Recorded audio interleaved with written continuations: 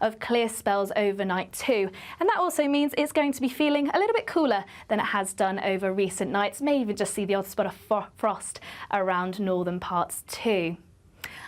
We'll see a cold snap, which will quickly develop into a warm front. Boxed Boiler Repairs, sponsors of weather on GB News.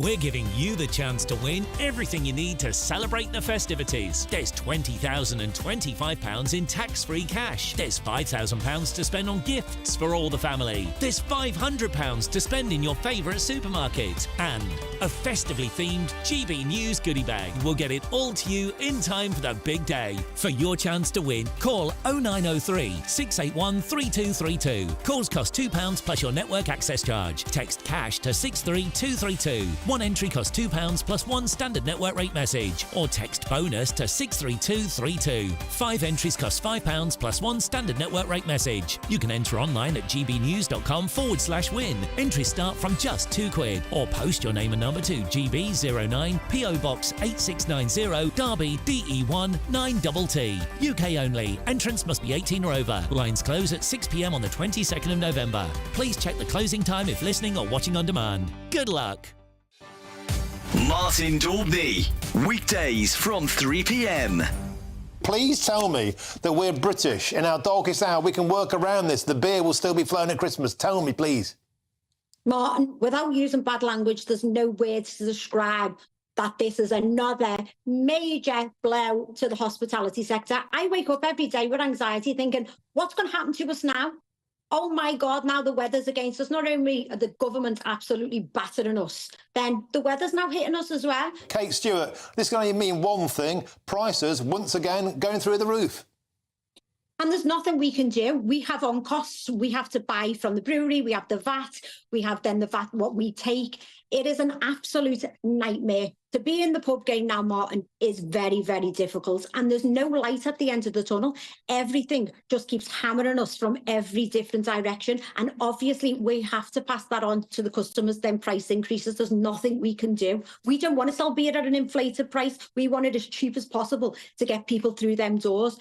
But we have no option. They're going to go up again in the new budget. You know, there's no help for us. What are we supposed to do, Martin, except the only option is to close the doors and say, enough is enough. We can't do this anymore. I absolutely cry my eyes out having to put the prices up because you think, oh, my God, people are just going to turn away and walk. But we can't swallow the costs all the time, Martin. It's impossible for us to do because we will go bankrupt. There has to be, there's inflation getting hammered on us yet again, and we have to pass it on. I feel it when I take my children out for something to eat. You're like, wow, that has just cost a fortune. But what is the answer? The answer is the government needs to look at saving the hospitality sector and stop being so greedy in everything that they take away from us, or there won't be pubs. GB News, the People's Channel.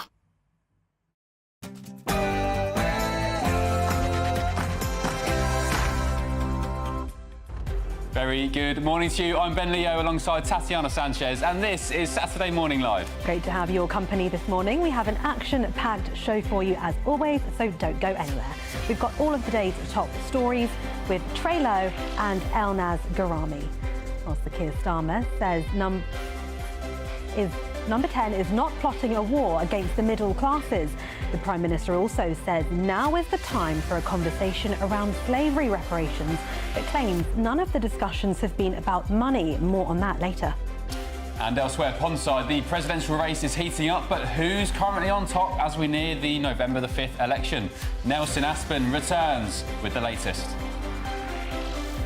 And we'll meet the Aintree-born entrepreneur who's transformed her home-based jewellery business into an award-winning multi-million-pound brand worn by countless celebrities.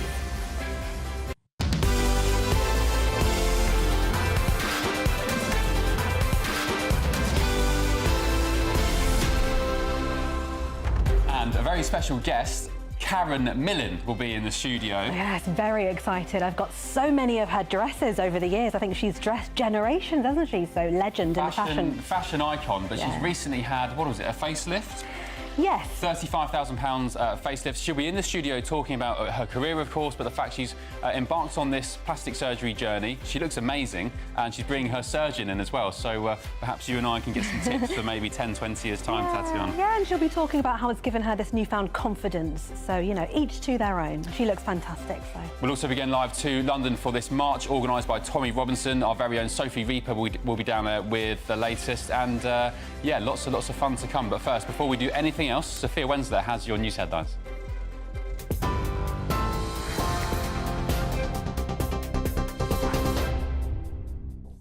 Ben, Tatiana, thank you. Good morning. These are your headlines from the GB newsroom.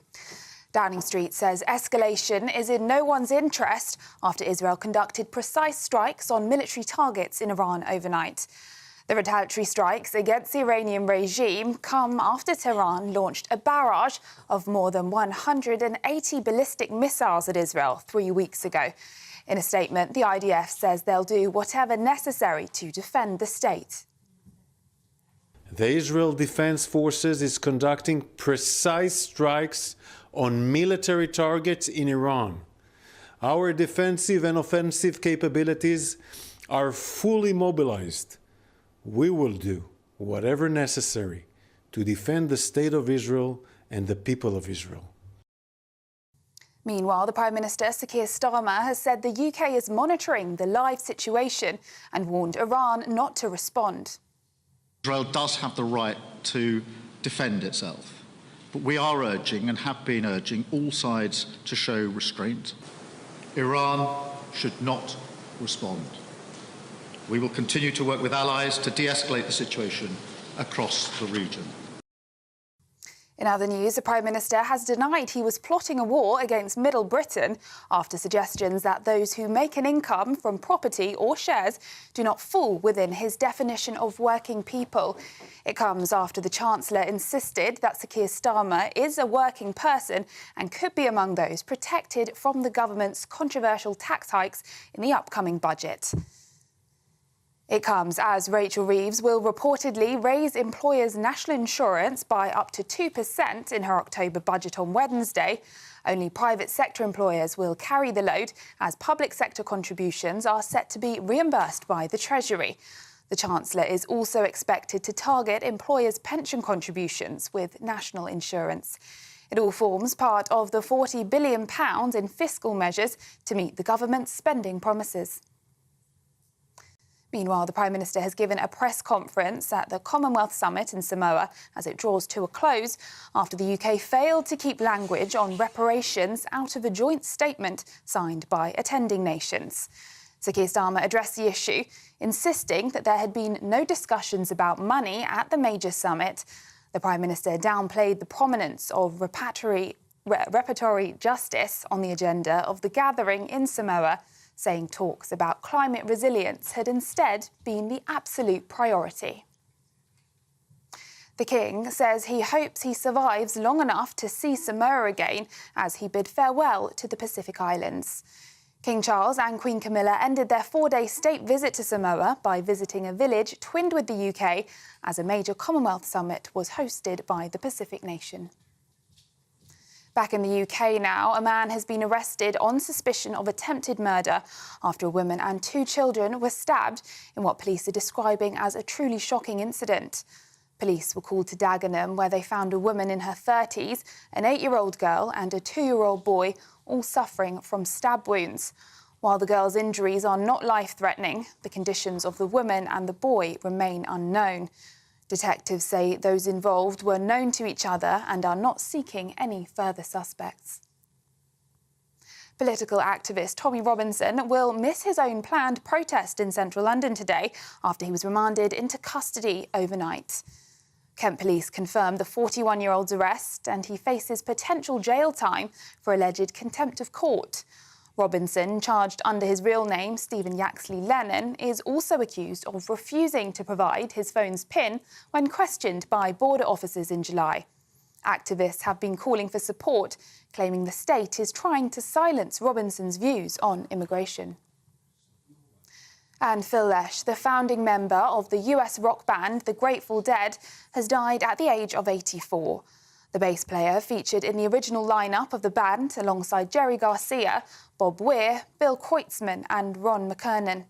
The musician's official Instagram account said he passed peacefully this morning. He was surrounded by his family. Those are the latest GB News headlines for now. Now it's back to Tatiana and Ben. For the very latest GB News direct to your smartphone, sign up to News Alerts by scanning the QR code or go to gbnews.com/alerts.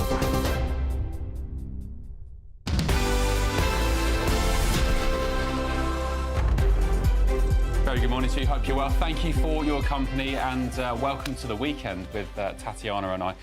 First question, are you a working person, Well, are you a Tatiana? working person, Ben? I think I am. I think I graft quite hard. Yeah, I think we both are working people. We go to work, we earn a salary, right? Keir Starmer, well, number 10 said that Keir Starmer is a working person. And my problem with that was that, you know, Starmer during the week was saying anyone who holds shares or who has a house that they rent out, they let out, maybe they inherited it from their mother who passed away, isn't a working person. And I was sitting there thinking, hang on a minute. This is the guy who gets freebies, and his wife, clothes from a billionaire, £2.5 grand specs, glasses, wardrobes, Taylor Swift tickets, Arsenal tickets, tickets to Doncaster races. He also has a gold-plated public sector pension during his time at the CPS, which has legislation in his name, a very special piece of legislation which exempts him from paying tax over £1 million worth. And yet number 10 say, yeah, you're a working person, Sir Keir, but anyone who maybe holds some shares, they are not a working person. It just blew my mind, and it was, yeah. Well, I think the Prime Minister's been talking about that in a speech this morning. I think we have the clip to play. I should be really clear here. In the 2 days we've been here, none of the discussions have been about money. Our position is very, very clear in relation to that. Well, that's, of course, the Prime Minister speaking this morning about tax and working people and also reparations, which we will be discussing this morning. So let's turn to Catherine Forster, who's going to speak to us on this a little bit more. So tell us exactly what the Prime Minister has been speaking about in this speech that kind of came up a little bit out of nowhere, didn't it? OK, let's do reparations first, and then we'll come to tax, shall we? So, yes, this is the press conference that he's given at the end of the Commonwealth Heads of Government meeting in Samoa. He's been very, very keen to stress that the talk there, the focus there has been on trade, on climate resilience. A lot of the Commonwealth countries are, you know, small island nations like Samoa. He's stressing that he's the only sitting Prime Minister who's ever gone to one of these Pacific islands while actually in office. So he's very keen to stress the focus is on trade, is on climate. He said that that's been pretty much all the discussions. But in this joint communique that's been agreed, there is a reference to reparatory justice. Now, of course, we were hearing earlier in the week that plenty of Commonwealth countries would like the UK to pay trillions of pounds in reparations for our part in the slave trade. One of the numbers that was given out, I think, was 18 trillion, which is clearly not going to happen. Sir Keir Starmer saying that none of the discussions have been about money. Our position has been very clear about that. But it does sound like there will be discussions going forward on how the UK can support some of these countries with dealing with climate change, with trade, and so on and so forth, possibly some debt relief as well. Interesting. So although they may not specifically say, yes, we're going to pay you this amount in slavery reparations, they could, Catherine, do it a little bit sneakily by saying, oh, we'll give you some maybe debt relief or we'll give you some climate grants here and there. Do you think that's a possibility in the future? I think it is a possibility because this issue is not going away, much as the government would like it to. Now, of course, we've got a Foreign Secretary, David Lammy, who used to talk before he was in government that he thought that, you know, reparations would be in order. That is not the government's approach, not least, of course, because, first of all, it would be massively expensive. Second of all, we don't have the money. And third of all, as Boris Johnson has written in the Mail today, COVID, only 2 or 3 years ago, huge economic impacts on all of us, still being felt.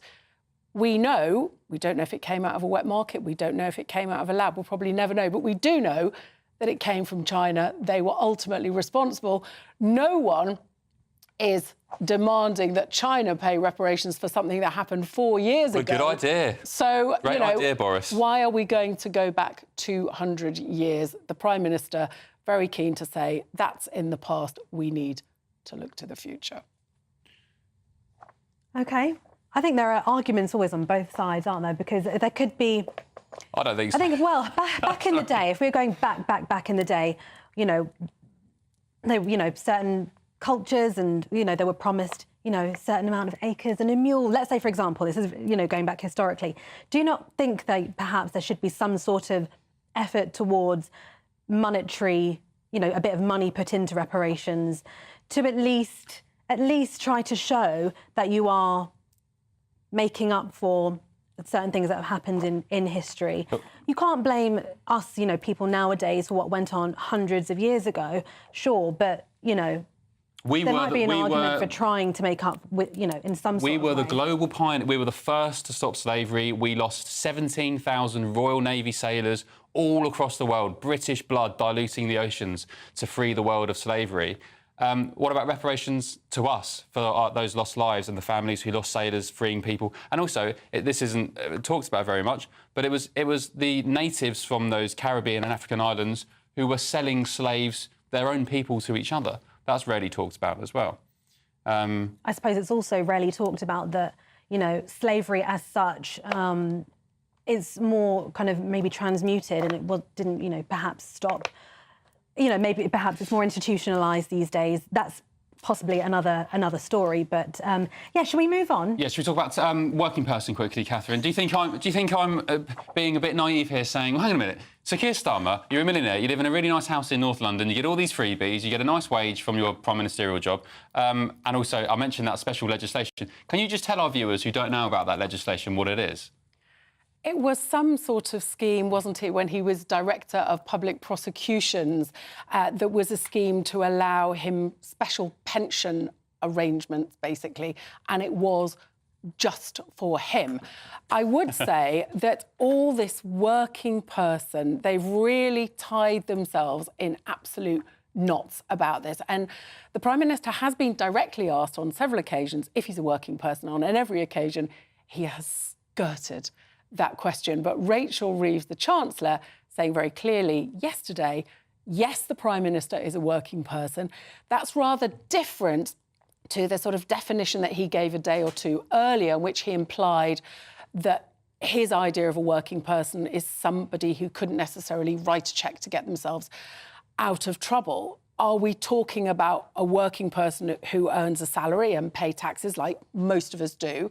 Or are we talking about working people, more working class people, down at the bottom end of the spectrum?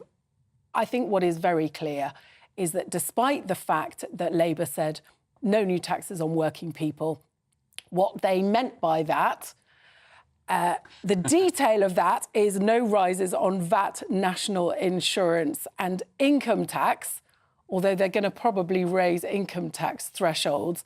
But there's going to be a whole load of other tax rises: capital gains tax, inheritance tax, employers, fuel duty, national insurance, possibly fuel duty. And many of those are going to hit working people. That piece of legislation, for anyone who's not aware, is called the Pensions Increase Pension Scheme for Sir Keir Starmer, QC, Regulations 2013. It basically allowed him to be exempt from any tax over £1 million in his pension. A very specific, special piece of legislation for him. Catherine, I was just going to ask you, very finally, the language around this definition of a working person, to me, it seems insane how flimsy they're being with it in the week leading up to a massive, massive budget that would affect many, many people. And it seems kind of insulting almost that they can't get their game together and they're being so loose with language, so loose with words over something that is very, very serious and potentially grave for a lot of people. I think they've got into a real mess with it because they're trying to hold the line that nothing has changed, that they made these manifesto pledges and that they're going to keep them. But no tax rises for working people would mean pretty much no tax rises across the board, because there's plenty of working people pay capital gains tax, there's plenty of working people pay inheritance tax, plenty of working people put petrol in their car. And, there's going to be lots of pain next week, for sure. Okie doke. We're going to get stuck into the other news stories with our panel very, very shortly. But I hear, Tatiana, it's meant to be a bit of a... I was going to say balmy weekend. It's not balmy, but the sun is out, at least. So let's get your weather with Honor Criswick.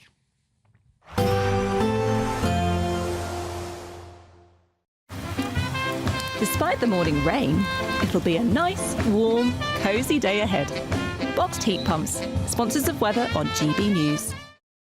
Hello, good morning and welcome to your GB News weather update from the Met Office.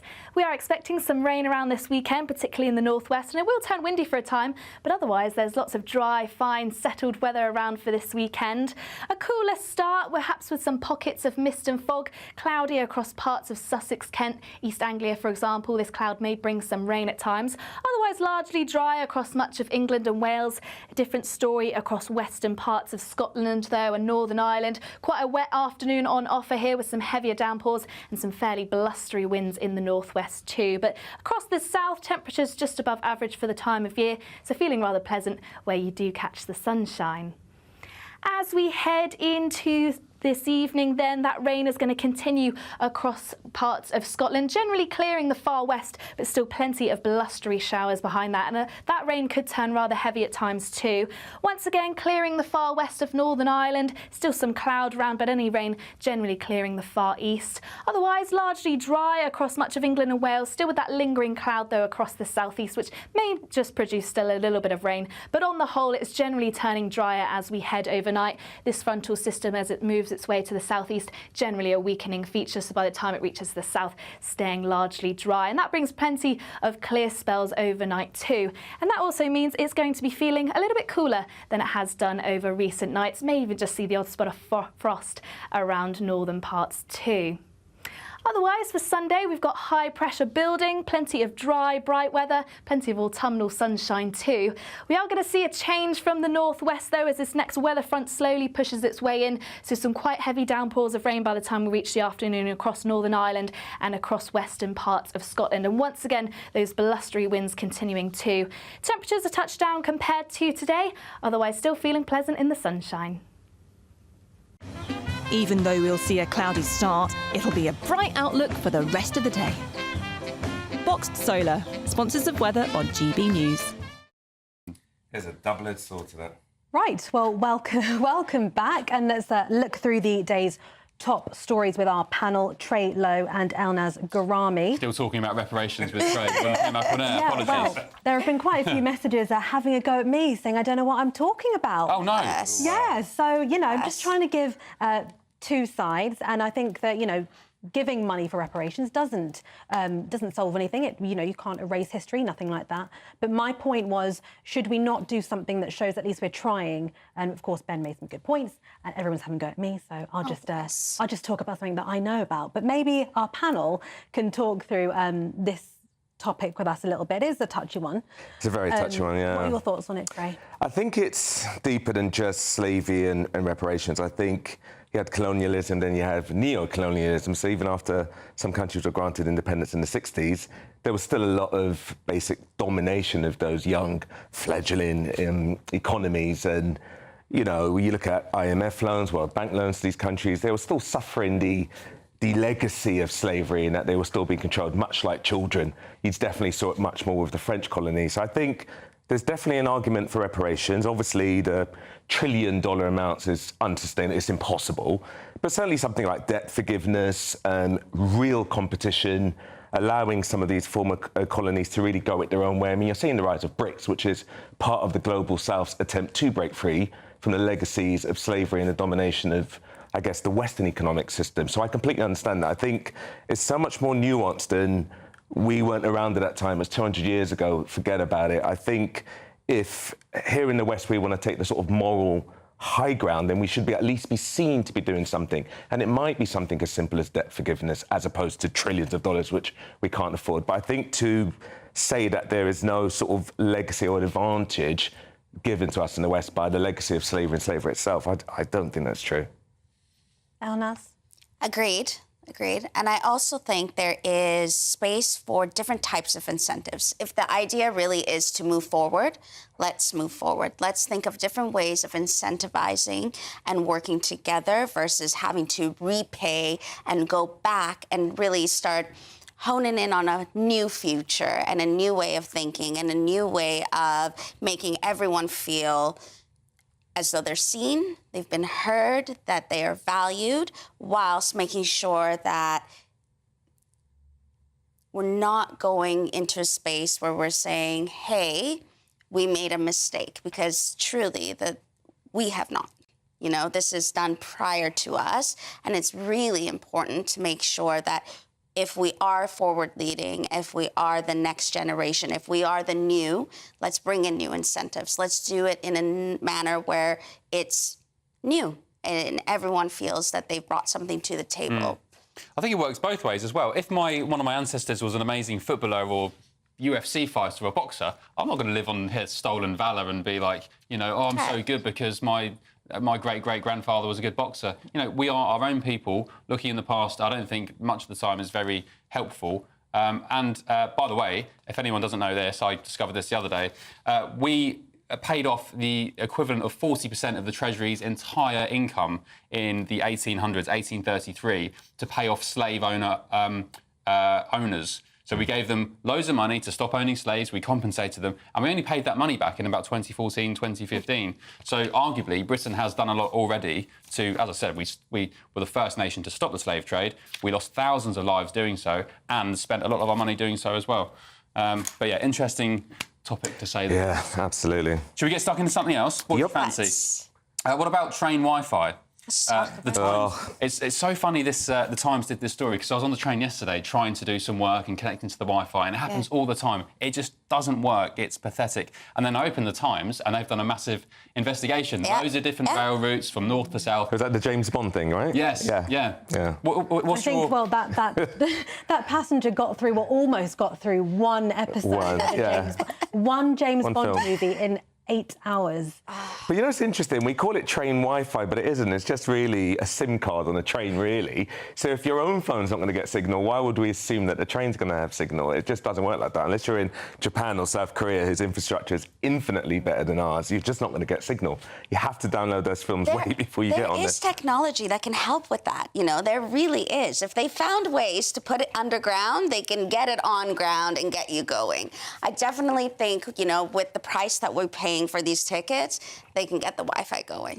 There is technology. That's why it's so frustrating, isn't Call it? Elon, get a Starlink, let's go. If you're a passenger paying hundreds of pounds for a season ticket or whatever you call it, and you commute to work every single day, and you're paying all this money, and you can't. So expensive. You'd expect Wi-Fi at the basic. Yeah, exactly. But it happens with phone signal as well. I'll be walking down London in Park Lane or somewhere else, or down on the south coast. I just don't have phone signal, and I think to myself, what on earth is going on? Doesn't it feel like 5G's made it worse, though? Yeah. Because I feel like 4G, that didn't happen so much, but 5G just feels like... Yeah, and then I always get this little E in the top corner of my phone, and I don't get any signal. I think it's got worse over the past couple of years. Yeah, especially with 5G. I agree with that. Christmas is fast approaching, of course. I heard some jingles on the radio yesterday and I was thinking, oh, for goodness sake. Mariah Carey's coming. We're ready to go at home. Somebody brought some mince pies in here the other day. Wow, you started early. I cracked on, I had one at least. But apparently in the Mail, page 5, hard-pressed bosses already having to deal with deadlines, red tape and staff who won't actually come into the office over Christmas. And they're saying that Christmas parties this year are going to be as lame as ever because everyone's afraid of basically getting cancelled or misbehaving or getting sacked for their behaviour. Would you risk it, Trey, at Christmas? Do you know, I've actually never had a normal job in my life, so I wouldn't last a second because I'm not very politically correct. But it must be horrendous, really, because rather than enjoying yourself, you're having to completely always censor yourself.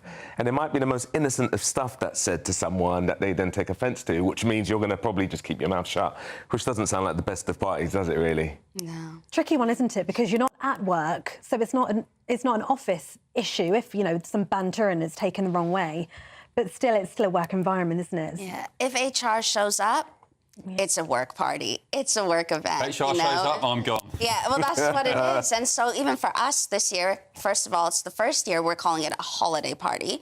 I don't know how I felt about that. Really? What, your company's doing that? Yeah, they're calling it a holiday party. Oh, no, well, no. Yeah, I know. I voted against. So they got rid of the word Christmas. Why? Because we want to be inclusive.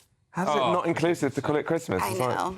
Trust me. Are you still going to go? I wouldn't bother going. I'd say no. I am going to go, but I'm going to go dressed as Mrs. Claus, and it's going to be Christmassy, and I'm going to make sure that Christmas enters the door with me. Yeah, you spread that Christian vibe. 100%. But outside of that, there is that element of HR showing up, and HR will be sober, and they've already prepped them to say, like, listen, this isn't your party. HR can have their party. This is your hangout. Yeah. Make sure everyone's being PC.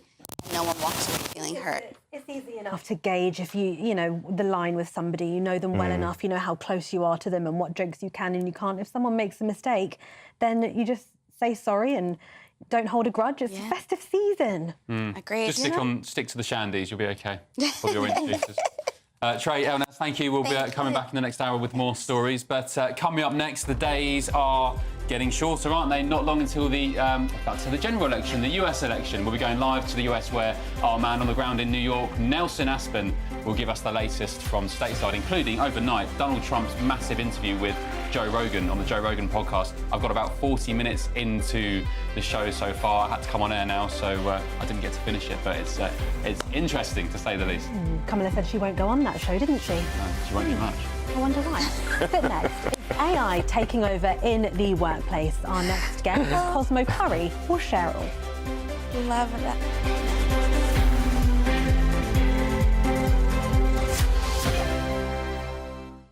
Join me, Camilla Tominey, for a frank and honest discussion with those in power that cuts through the spin and gets to the heart of the issues shaping our nation.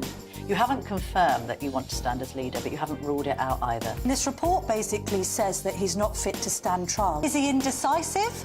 Incompetent? I deliver the dose of reality Westminster needs. That's the Camilla Tominey Show at 9:30 every Sunday on GB News, the People's Channel, Britain's news channel. Good Afternoon Britain isn't just about us. The wonderful thing about this programme is it's about everyone watching. It's an interactive programme. Well, there absolutely is something to see here, and we're going to be talking about it more. Whether it's breaking royal news, Will, please bring us up to date, or indeed a particularly punchy speech in the House of Commons. Very, very curious. We bring it to you live, and then we bring you live reaction as well. That's Good Afternoon Britain, weekdays from midday. Only on GB News, the People's Channel, Britain's news channel. GB News Breakfast, every day from 6 a.m.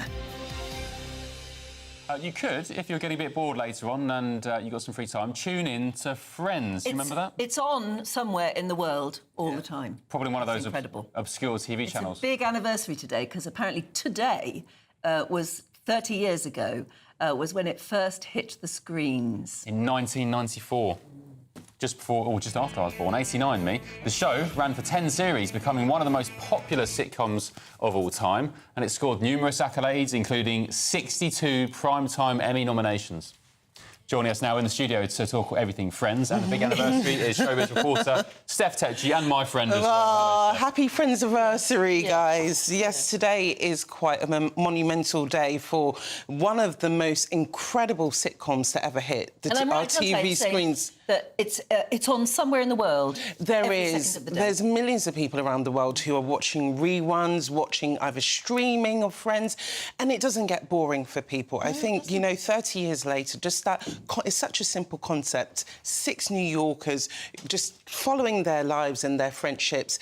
It proved a hit with loads of viewers worldwide. The casting was super. It was so incredible, and the thing is, these were all fresh faces at the time. It wasn't like they picked people who were at the top of the game then. And I think it was such a hit with viewers is because they became our friends as well over the years. But obviously today is played with a bit of poignancy because, there is one friend that is missing. And the creators of the show, Martha Kaufman and David Crane, saying that today is a bit fraught for both the cast because of Matthew Perry's passing. And he was known as one of the funniest friends, as most people would describe him as. And so today is kind of marred with sadness. GB News The People's Channel.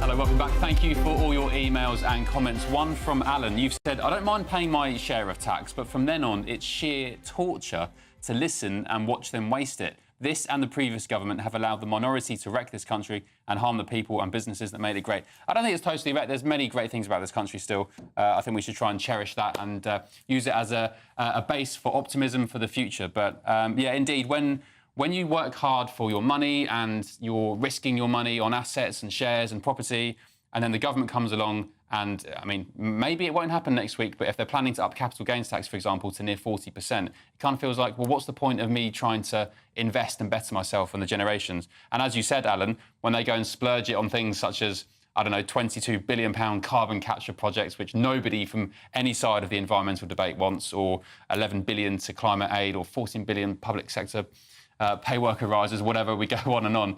It kind of makes you think, oh, it's a bit of a waste of money, wasn't it? You got any emails?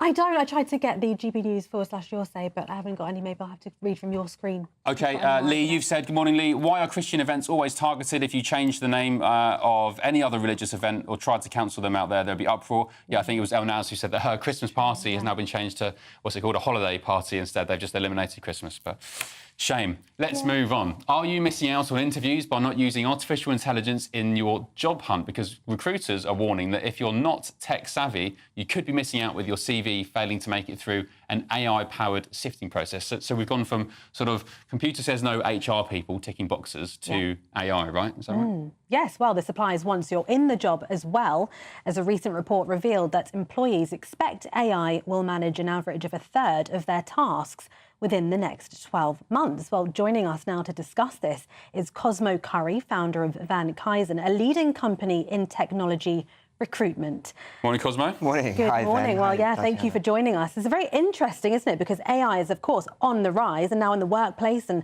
in universities and things. Another article came to mind. There was a student recently, I think it was in the news just the other day, that got in trouble for using AI. So there's, you know, for exam purposes and essays. So there's lots of different ways that it can be a good thing and a bad thing. But you're, of course, here to talk about the ways in which AI is a good thing within the workplace. Absolutely. I mean, AI is here to stay, for sure. And we're seeing this rise of people using it in such a clever format. And the other side of it is also we're seeing people who are using it and during the process of that, they are losing their character. We're losing the actual insight into the individual behind that. And so we've kind of got this kind of mix. And I think AI is phenomenal when you're looking at it from a point of view of optimization, point of view of speed, getting results. But I think we have to remember that, you know, the fundamental of recruitment is people. And we cannot substitute the people, the personal aspect, by replacing that with AI. So how do you do that with AI then? So presumably somebody who wants a job will put in all the criteria that would describe them as best possible, and you just don't meet the candidate face to face at all now? Or is that the way that it's moving? For us, we absolutely engage with the candidates directly, and the reason for that, via video or in person? Normally by video, or we do it over the phone. And the reason for that, and this is, I think, really, really key, is the success of recruitment at a certain level in executive recruitment is based on the synergies between the two people, how they connect, how the rapport is. A CV at a certain level is much for muchness. You have a little bit more experience here, you may have a bit more experience here. But how are we going to connect? Cosmo, just for people watching who don't really know what AI is, we've heard the term thrown around all the time, and, you know, AI this, AI that's going to change everything, it's the new revolution. Yeah. But just in layman's terms, for people who don't know, including my mum, I can guarantee won't know what it is. What is it? It's basically computer intelligence making decisions on behalf of humans, right? Yeah, absolutely. It's extrapolating huge amounts of information and then condensing that back in specific to the topic that you're looking at. OK, so AI now is having a massive influence on the way companies recruit people, and you're concern, I guess. Is it a concern that we're missing out on the human aspect of that? Because you're saying there's good aspects and bad aspects, but of course, yeah, you are missing out on that face-to-face human interaction, aren't you? I think you can miss out on it. And I think there's a sense of complacency here, Ben, where you can go, you know what, I'm going to run my CV through AI, they're going to rewrite that, and I'm going to present that. The problem is you're going to lose the character behind it. You know if an email's been sent to you via AI. You instinctively know. And also, as a CV, you get that sense of, am I really getting the full individual here? We had somebody not so long ago who was saying his CV had been written by AI, and this person was still on the journey of learning English. And so, of course, it was a real shock when you had somebody, spoke to somebody, you're like, it's kind of broken English, and this is, definitely not how the CV is represented. I don't think it's a bad thing. What I think is if you utilise it in an optimisation way, speed of results, it's great. But don't lose the human element. Cosmo, we're fast running out of time, but let me get your thoughts on which industries or jobs are at immediate threat from AI. Please don't say TV presenters.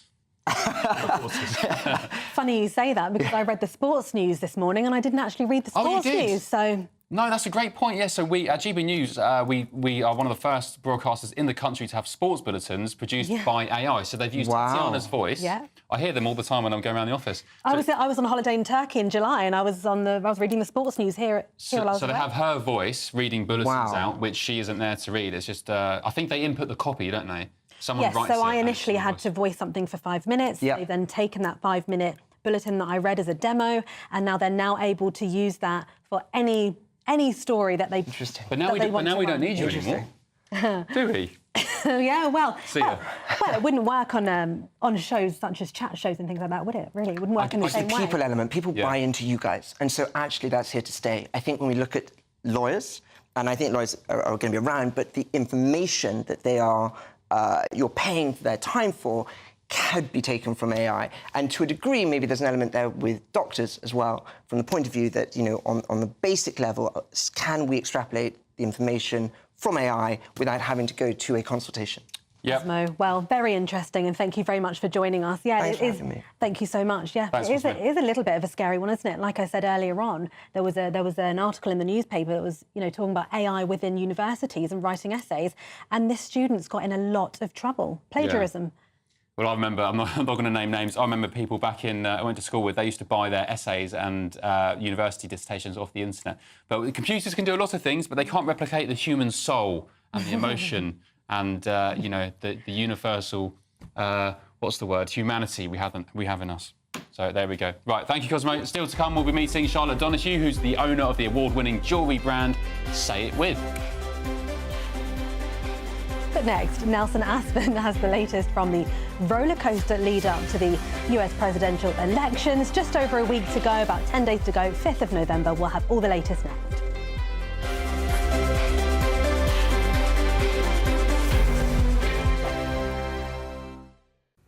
Hello, good morning and welcome to your GB News weather update from the Met Office. We are expecting some rain around this weekend, particularly in the northwest, and it will turn windy for a time, but otherwise there's lots of dry, fine, settled weather around for this weekend. A cooler start, perhaps with some pockets of mist and fog, cloudy across parts of Sussex, Kent, East Anglia, for example. This cloud may bring some rain at times. Otherwise largely dry across much of England and Wales. A different story across western parts of Scotland, though, and Northern Ireland. Quite a wet afternoon on offer here with some heavier downpours and some fairly blustery winds in the northwest too. But across the south, temperatures just above average for the time of year, so feeling rather pleasant where you do catch the sunshine. As we head into this evening, then, that rain is going to continue across parts of Scotland, generally clearing the far west, but still plenty of blustery showers behind that. And that rain could turn rather heavy at times too. Once again, clearing the far west of Northern Ireland, still some cloud around, but any rain generally clearing the far east. Otherwise, largely dry across much of England and Wales, still with that lingering cloud, though, across the southeast, which may just produce still a little bit of rain. But on the whole, it's generally turning drier as we head overnight. This frontal system, as it moves its way to the southeast, generally a weakening feature, so by the time it reaches the south, staying largely dry. And that brings plenty of clear spells overnight too. And that also means it's going to be feeling a little bit cooler than it has done over recent nights. May even just see the odd spot of frost around northern parts too. Otherwise, for Sunday, we've got high pressure building, plenty of dry, bright weather, plenty of autumnal sunshine too. We are going to see a change from the northwest, though, as this next weather front slowly pushes its way in. So some quite heavy downpours of rain by the time we reach the afternoon across Northern Ireland and across western parts of Scotland. And once again, those blustery winds continuing too. Temperatures a touch down compared to today, otherwise still feeling pleasant in the sunshine. I'm Christopher Hope. From pop stars to politicians, I'll interview anybody in a pub who's got a political opinion. Join me every Friday on Spotify, Apple Podcasts, YouTube or gbnews.com, or wherever you get your podcasts. This is GB News, the People's Channel. Join me, Nana Akwe, for an informative, interactive news programme with a difference. It's fun. No, he didn't say that, though. I'm so surprised. I think there's an element of truth to that. Join me from 3 p.m. every weekend, only on GB News, Britain's news channel. We're proud to be GB News, the People's Channel. And as you know, we always love to hear your views. Now, there's a new way of getting in touch with us at gbnews.com/your say. By commenting, you can be part of a live conversation and join our GB News community. You can even talk to me, Bev Turner, or any of the members of the GB News family.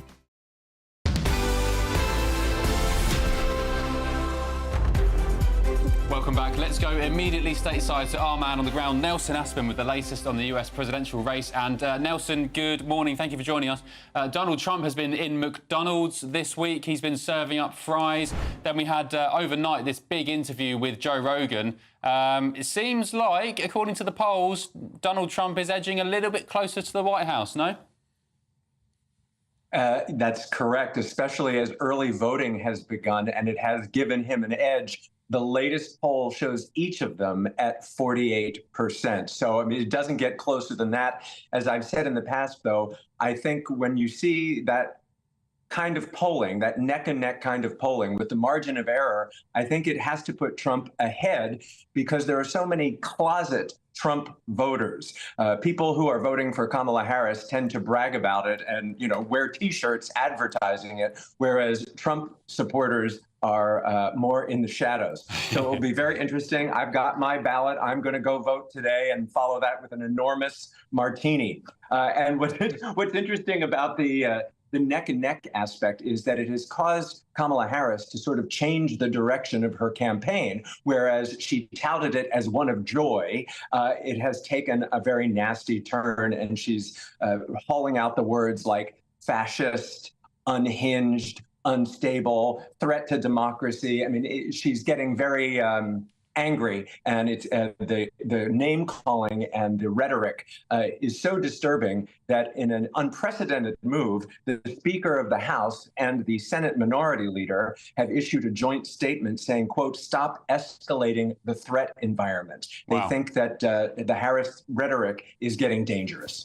Nelson, do you think there is a reason why she's changed her choice of rhetoric? Do you think it could be one of fear? Do you think it could be one that she's getting a little bit nervous now that it's getting closer to that day of the 5th of November? What she was doing wasn't working.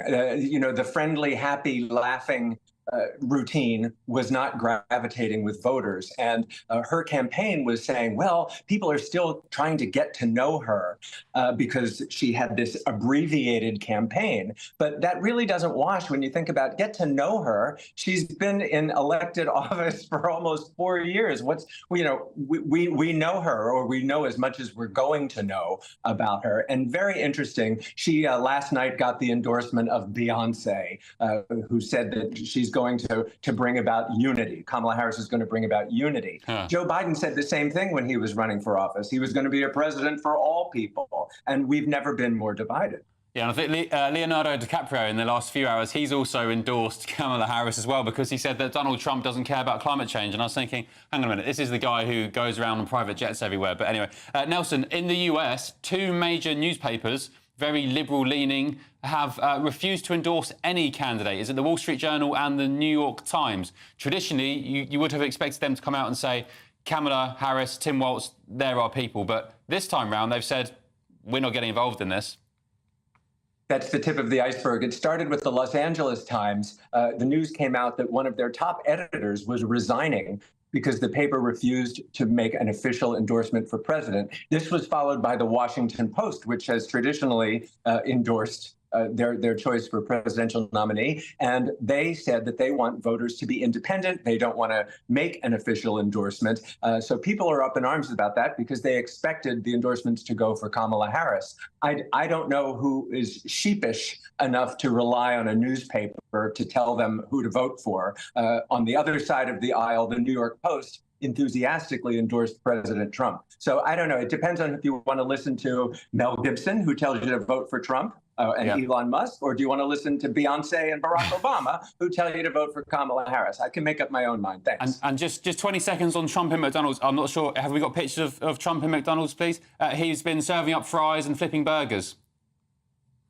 It was the ultimate photo op. You know, he is so comfortable in his own skin that he can walk into a McDonald's and serve fries and work the takeout window. And for the critics who are saying he was mocking the working class, it's kind of rich because it was a staged photo op. But Kamala Harris went to an ice cream parlor. I mean, this is how politics works. But Donald Trump has been courting the male vote. There's a huge gender gap, and he's been hanging out at McDonald's and barbershops, and it seems to be working its magic.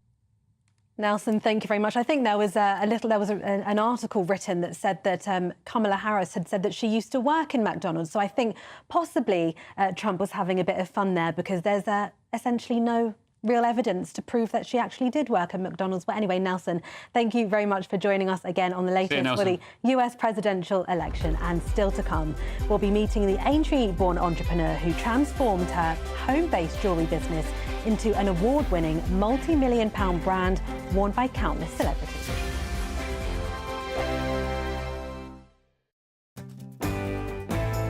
Hello there, I'm Eamon Holmes. Thank you for joining us on GB News, Britain's news channel.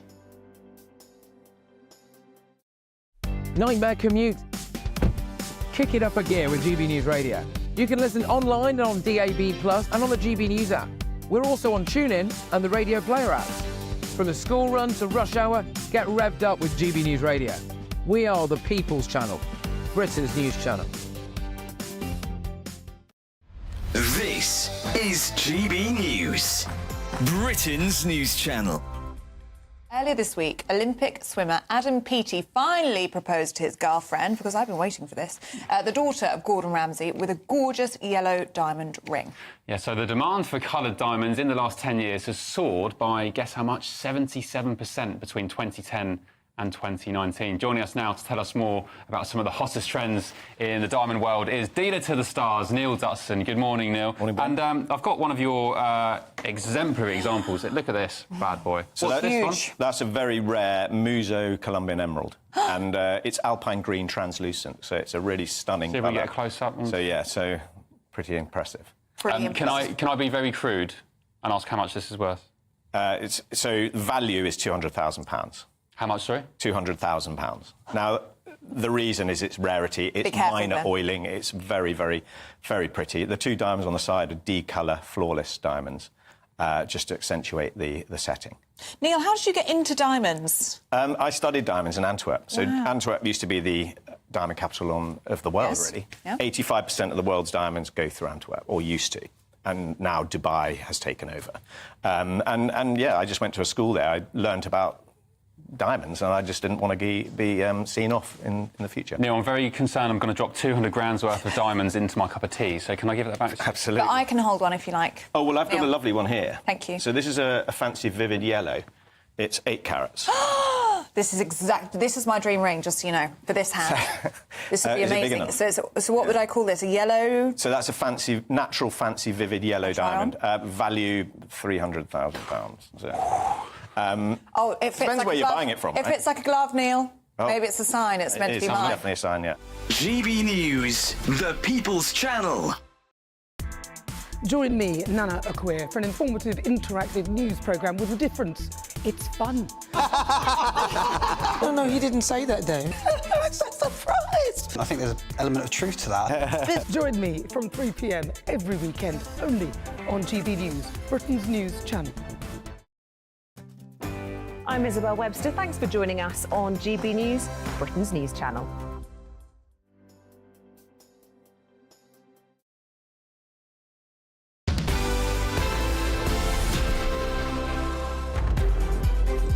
Welcome back. Now, at GB News, we love to hear what you think, and every day we'll be running our poll of the day. And today we're asking, can Sir Keir Starmer's government really smash the gangs? We'll be bringing you the live results throughout the day, but here's a teaser of the results so far. Drum roll, please. Currently, 99% of you say no. Sir Keir Starmer and Labour cannot smash the gangs. 1% of you say yes. Yep, pretty damning at the moment. And if you listen to the exclusive revelations on GB News yesterday, Mark White, our Home and Security Editor, he revealed that the number of migrant crossings across the English Channel over this year has already surpassed last year's entire total. And there's still, of course, a couple of months left of the year. I think he suggested, Mark, there would be an estimated 40,000. So, yeah, your confidence in the Labour government to smash the gangs, as they describe it, is lacklustre, to say the least. The full result of that poll will be released later on during the day. Yes. Right, let's move on. We are now joined by Aintree-born entrepreneur Charlotte Donoghue, who's transformed her home-based jewellery business, Say It With, into an award-winning multi-million-pound brand worn by countless celebrities. Charlotte, thank you very much for joining us today. That is absolutely fantastic. You've got a massive, wide-range collection now of jewellery. How did you start this business, and why did you start this business? So I've always had an entrepreneur in me, I guess. I started the business with my business partner 8 years ago. Gosh, it feels like just yesterday how fast has time gone. And we started it with 5 necklaces and £250 each. And then fast forward, the last time we checked, well, it'll be more than this now. It's now worth 16 million. Well, it was. It's growing rapidly. Wow. We employ 25 people, maybe a few more now. I'll lose count.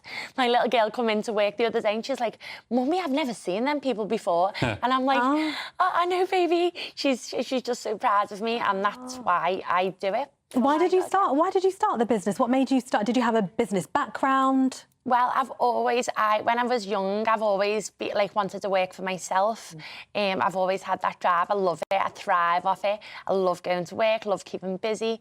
So when I was younger, I had a market stall because it was never for me working for other people. And then I had a candle business. And then me and my business partner went into this. And do you know what? It's not even like work because we just love it. We get to call it Charlotte, work. you're like the Scouse Alan Sugar. You have done so well. Tell us about... Someone's just called me a posh Scouser. Who said that? Someone out there. In Greenland. Tell us about this advent calendar here. So it's this looks amazing, and I think I'm in trouble with my if I don't get this. Absolutely, it's the best. If you're in the bad books, you need to get this, and if you want to be in the good books, you need to get this. 30 seconds. We're really pushed for time. So we have each box has these 12 days of Say It With. We have necklaces, rings, earrings, some of our best-selling. This is our initial. Hold that one up to the camera, actually. So okay. Oh, there you go. Yeah. Oh, there we go. Oh. I think, are we getting that? Are we getting that? Can we see that? Possibly on camera. So there's 12 boxes for 12 days, and there's a gift in each of the boxes. Yes, 12 days of Say It With. It's amazing. Great. Charlotte, where can people find out more? Say It With. So if you go on sayitwith.com, or you can add us on Instagram, Say It With. Yes. Instagram _ at the end. Oh, well done. No, I think this is amazing, especially you're a mum of 2, so juggling business and work and coming up from nothing with no business experience, just that real passion for it. Yes. Yeah, lovely. Thank you so much. Thank you for coming in. Lots more coming up on the show, including Karen Millen, the fashion icon. She'll be with us, and we'll be going live to the march in London organised by Tommy Robinson. Don't go anywhere.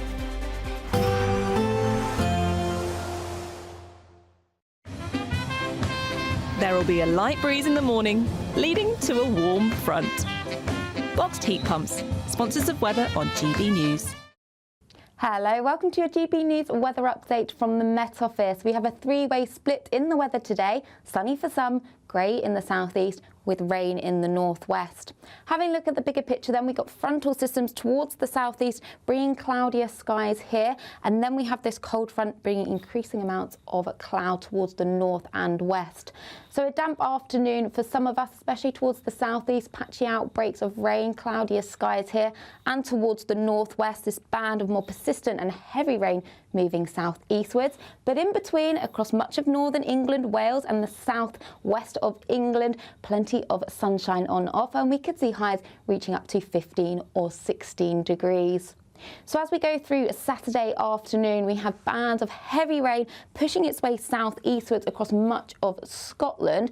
Behind that, blustery showers coming through and also turning much chillier. Across Northern Ireland, some early evening sunshine across the far west, but outbreaks of rain still continuing to push their way south and eastwards. Some early evening sunshine across parts of Wales and the southwest of England, but across parts of the southeast staying cloudy here, but the cloud will gradually ease. We may see some mist and fog developing, and then this band of cloud and rain will sink its way southwards into parts of Wales, into the Midlands, but generally starts fizzling out as it does so to bring many places a dry and clear night, but it will be feeling colder out there. So as we start Sunday morning, it will be a bright but chilly start to the day. Any mist and fog patches are soon lifting.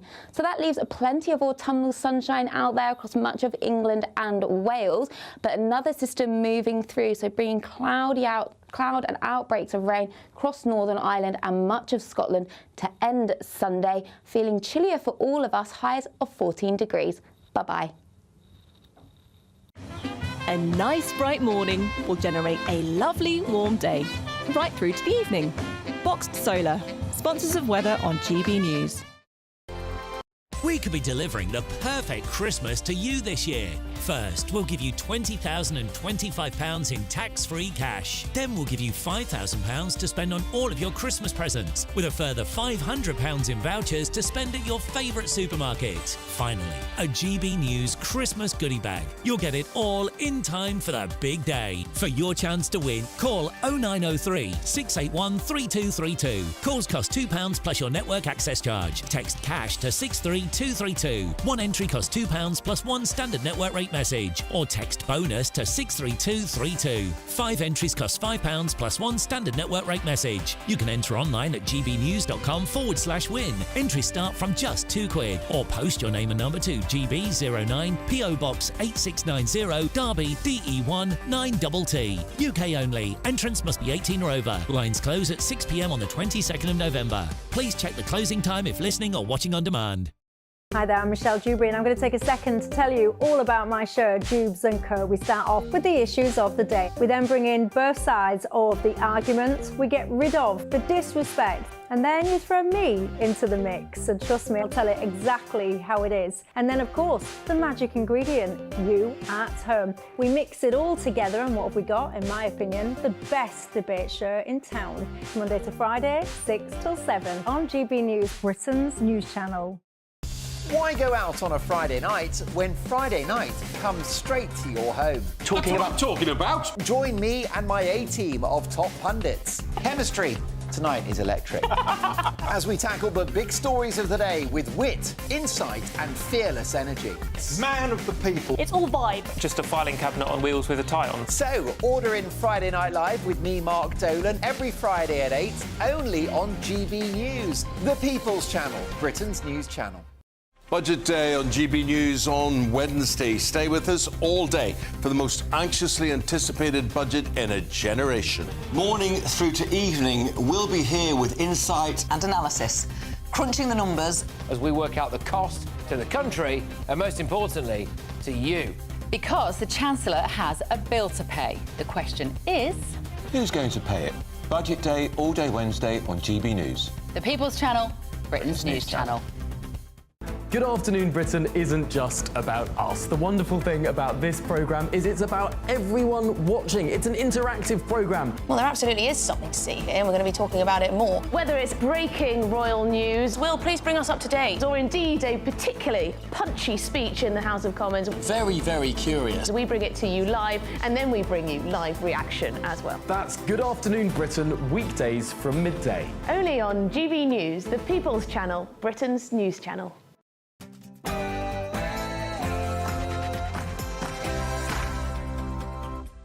Very good morning to you. Hope you're well. I'm Ben Leo alongside Tatiana Sanchez, and this is Saturday Morning Live. Great to have your company. This morning we've got a jam-packed, action-filled second hour for you. We'll have all of the day's top stories with Trey Lowe and Elnaz Garami.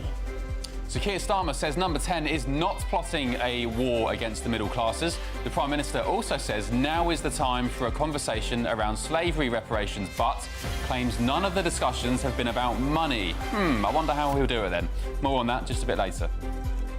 And the legendary British fashion designer and entrepreneur Karen Millen will be with us to share how a recent facelift has turned her life around. And the clocks go back tomorrow, but how does this affect parents and especially little ones? We'll speak to two experts on what parents can expect this weekend.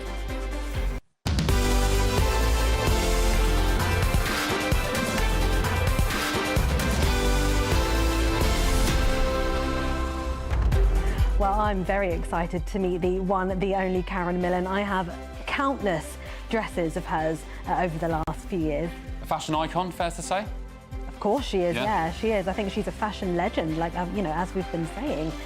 So yeah, it'd be very interesting to hear her story, but also the fact that she's just had a facelift and how it's given her this newfound confidence. Do you know what? I was never, a massive proponent of plastic surgery before, but the before and after pictures of Karen's face is extraordinary. And it was £35,000. She's bringing her surgeon in, so we'll ask about, the ins and outs of getting plastic surgery. Would you ever get plastic surgery maybe in 20 years, Tatiana, when you're feeling a bit, I don't know, a bit tired or whatever? Yeah, I'm not opposed to it at all. I think do what makes you happy and what makes you feel confident. So yeah, no qualms with that at all. Ask me in 20 years. Will do. Let's get your news headlines first with Sophia Winsler.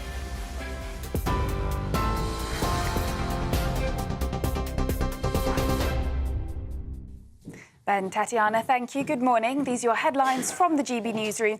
It's just gone 11 o'clock. Downing Street says escalation is in no one's interest after Israel conducted precise strikes on military targets in Iran overnight.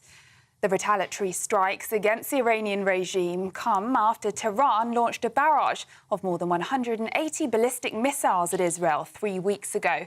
Terror group Hamas has condemned Israel's attack on Iran as an escalation, calling it a violation of Iran's sovereignty and a threat to regional security. But the IDF says they'll do whatever necessary to defend the state. The Israel Defense Forces is conducting precise strikes on military targets in Iran. Our defensive and offensive capabilities are fully mobilized.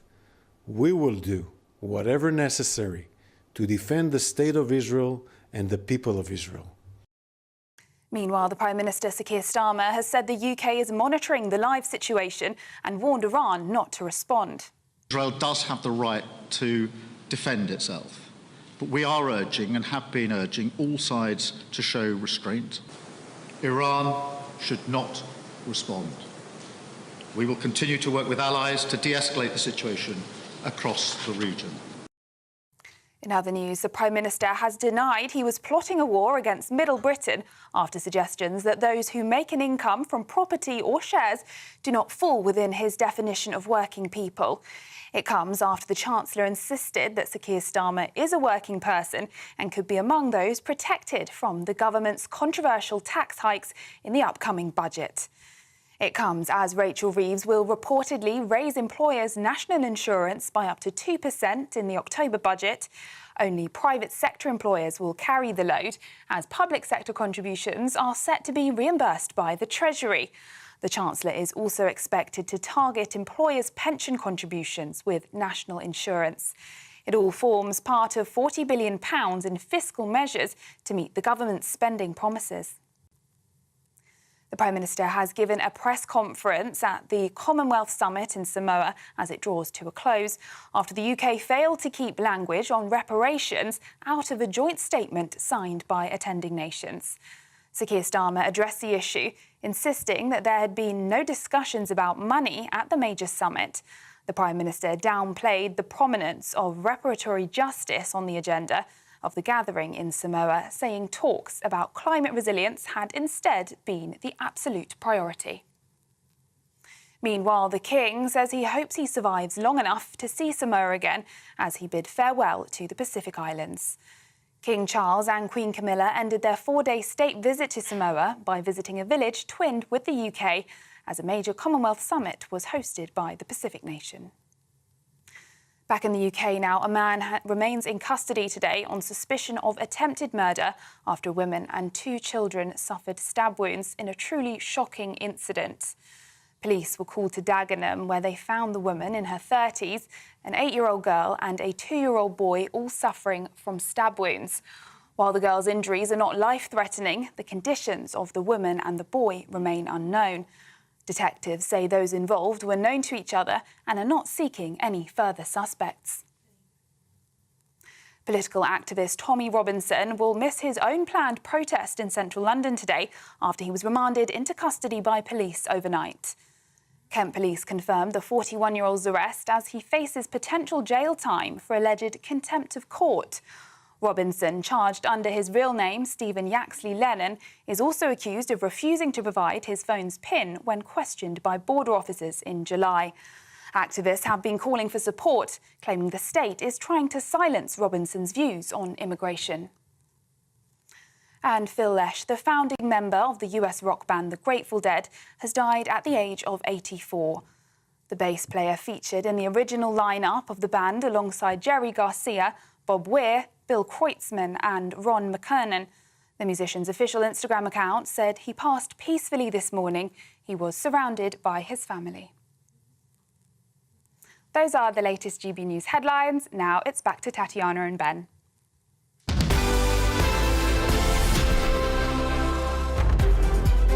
Thanks, Sophia, and welcome back. Thank you for joining us on this glorious Saturday. Let us know what plans you've got for the weekend today and tomorrow. I might get stuck into a roast tomorrow. Who said that turkey... What were we talking about? Christmas. Oh, somebody said, why do we eat turkey at Christmas? When we don't eat it any other time of the year. Apparently it's boring to eat. Who said that? I've forgotten. It was one of our paper stories. It was a celebrity today said, why do we eat turkeys? And I said, well, because, delicious. Cranberry sauce. Gino D'Acampo, gravy. TV chef Gino D'Acampo. Gino D'Acampo. Yes. Why not? Why wouldn't you eat turkey at Christmas? Let's get a nice roast tomorrow on a Sunday. It's my favourite thing to do on a Sunday. I do think it's a little bit dry, though.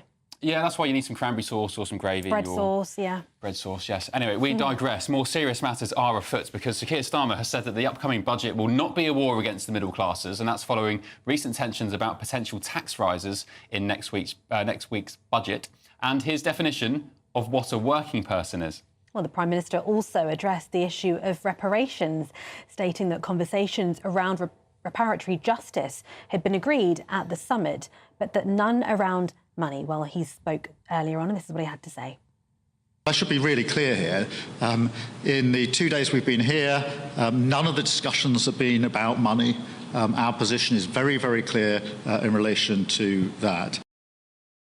Let's get the thoughts now of GB News political correspondent Catherine Forster, who's in the studio with us. Catherine, I think over the past hour or so, the topic of reparations is in the agenda, or on the agenda rather, in Samoa, dealing a blow to Sir Keir Starmer. Is that right? Have I got that accurate? Well, this joint communique, this document basically that they've all had to agree with as 56 countries at the end of the Commonwealth Heads of Government meeting does contain a reference to reparatory justice. Now, it doesn't mention reparations, in other words, money, us paying trillions potentially, but it does mention reparatory justice and the fact of discussions.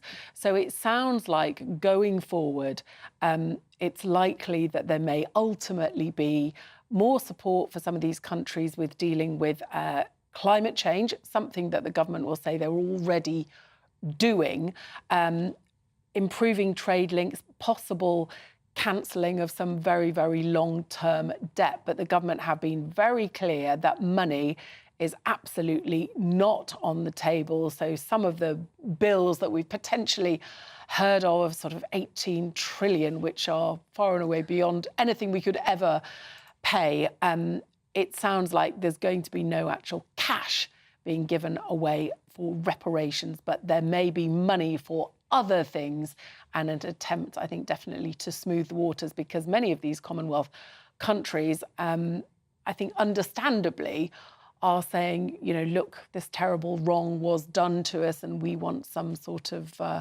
redress for that. Yes, and he also spoke about the upcoming budget as well, and he said it will not be a war on the middle class. Can you tell us any more about what the latest on that is? And of course, there's been a lot of rhetoric around what the meaning of a working person is. So how does that come into play? It's all a little bit confusing at the moment, isn't it? It's really just going round and round, this working person row. But basically, before the election, Labour said they would not increase taxes on working people, which to you and me, and I think most people would mean people who earn a salary for a job. But if you drill down into it, what they actually mean is that they're not going to put up the main taxes on working people, so VAT, national insurance and income tax. But that still leaves a whole load of other taxes that lots of working people pay, so capital gains tax, inheritance tax, fuel duty, potentially, that are likely to be targeted. So before the election, they said, you know, they had no plans for tax rises beyond ones they'd already outlined, which I think were crack down on nom-doms. That seems to be unravelling because it looks like they're not going to make much money from that. VAT on private school fees. But lo and behold, they've come in. They say this £22 billion black hole. They say things are far worse than they could ever have imagined. Fair to say there were plenty of warnings from the Institute for Fiscal Studies and plenty of other people before the election that whoever came in, they were going to have to make very, very difficult decisions. So I think we can safely say that come Wednesday, whatever their definition of a working person is or isn't, there's going to be quite a lot of pain coming for a lot of people. Were they telling, let's be frank, were they telling porkies then, Labour? Were they just outright lying, saying they weren't going to raise taxes for working people? Well, certainly the other political parties will say that they absolutely were. And Jeremy Hunt, who, of course, was Chancellor and is now Shadow Chancellor, he's talking about one of the things that's being trailed is that the government is going to, we understand, raise national insurance on employers' contributions. That's going to bring them in about 15 billion. The government will argue that's not a tax on working people. But Jeremy Hunt, the Shadow Chancellor, has said raising employer national insurance is a jobs tax that is paid by working people. Not only will it harm business, it will also mean fewer jobs and lower wages. Okie dokie, there we go. And also, Number 10 have said that Sir Keir Starmer is a working person. This comes at a time when he has his own special legislation named under his name. It's called the Pensions Increase for Keir Starmer QC Regulations 2013. That's very special legislation for the Prime Minister, passed some years ago, which means that anything over £1 million in his pension, he doesn't get taxed on. He also gets £2.5 grand freebies from billionaires. His wife gets a wardrobe. He gets free Arsenal tickets. He earns hundreds of thousands of pounds a year, 150 grand a year, being Prime Minister. Yeah, he's a working person, but somebody who, for example, has inherited a house from their lovely old mother who's passed away, they're not a working person, so forget them. Anyway, Catherine, thank you. I go on a little rant. Thank you very much, Catherine Forster. No, it is very muddy about what the definition of a working person is. You know, I think it's an absolute joke. You're robbing pensioners. You're going after people who spend their hard-earned tax money on investments with increased capital gains tax, if indeed that is what they increase. And then at the same time, you're flouncing around getting freebies, getting 150k salary. Your pension is protected with special legislation. I think it's a complete joke. Sorry. Well, on the one hand, the government said that a working person was not somebody that owned stocks and shares, and they essentially changed their mind and said that some people that own some small stocks and shares are still classed as a working person. So what is a working person? What a mess. Are you a working person? What a mess. Let us know. gbnews.com/your say. Now, we head to the capital where there's an increased police presence in London as several demonstrations are taking place today. Well, the protest organised on behalf of Tommy Robinson under the name Uniting the Kingdom is expected to be met with a counter-protest organised by the Stand Up to Racism group, and it comes as Tommy Robinson has been remanded in custody and been charged under Schedule 7 of the Terrorism Act. Joining us now is GB News reporter Sophie Reaper, who's in central London. Sophie, what's going on? What's the atmosphere like? And what are you expecting to happen later today? Well, Well, I can tell you that the police presence here in the capital is a heavy one this morning as they prepare for, as you say, not one, not two, but 3 protests today. We're here at the Stand Up to Racism, the start of it. Now, the police are putting in quite strict restrictions. They're perhaps expecting it could get a little bit dicey across London, but they've put in those strict restrictions. Both the Unite the Kingdom and the Stand Up to Racism protests must meet at a certain location around 11:30. They're not allowed to leave until a certain time, and when they get to where they're scheduled to go to, they're not allowed to leave from that place. Those restrictions put in place by the police to make sure that the 2 protests don't meet head on. Met Police have said they've brought in other police forces from around the UK. Minimal support, they say, but still they have brought them in to try and offer them some additional support today.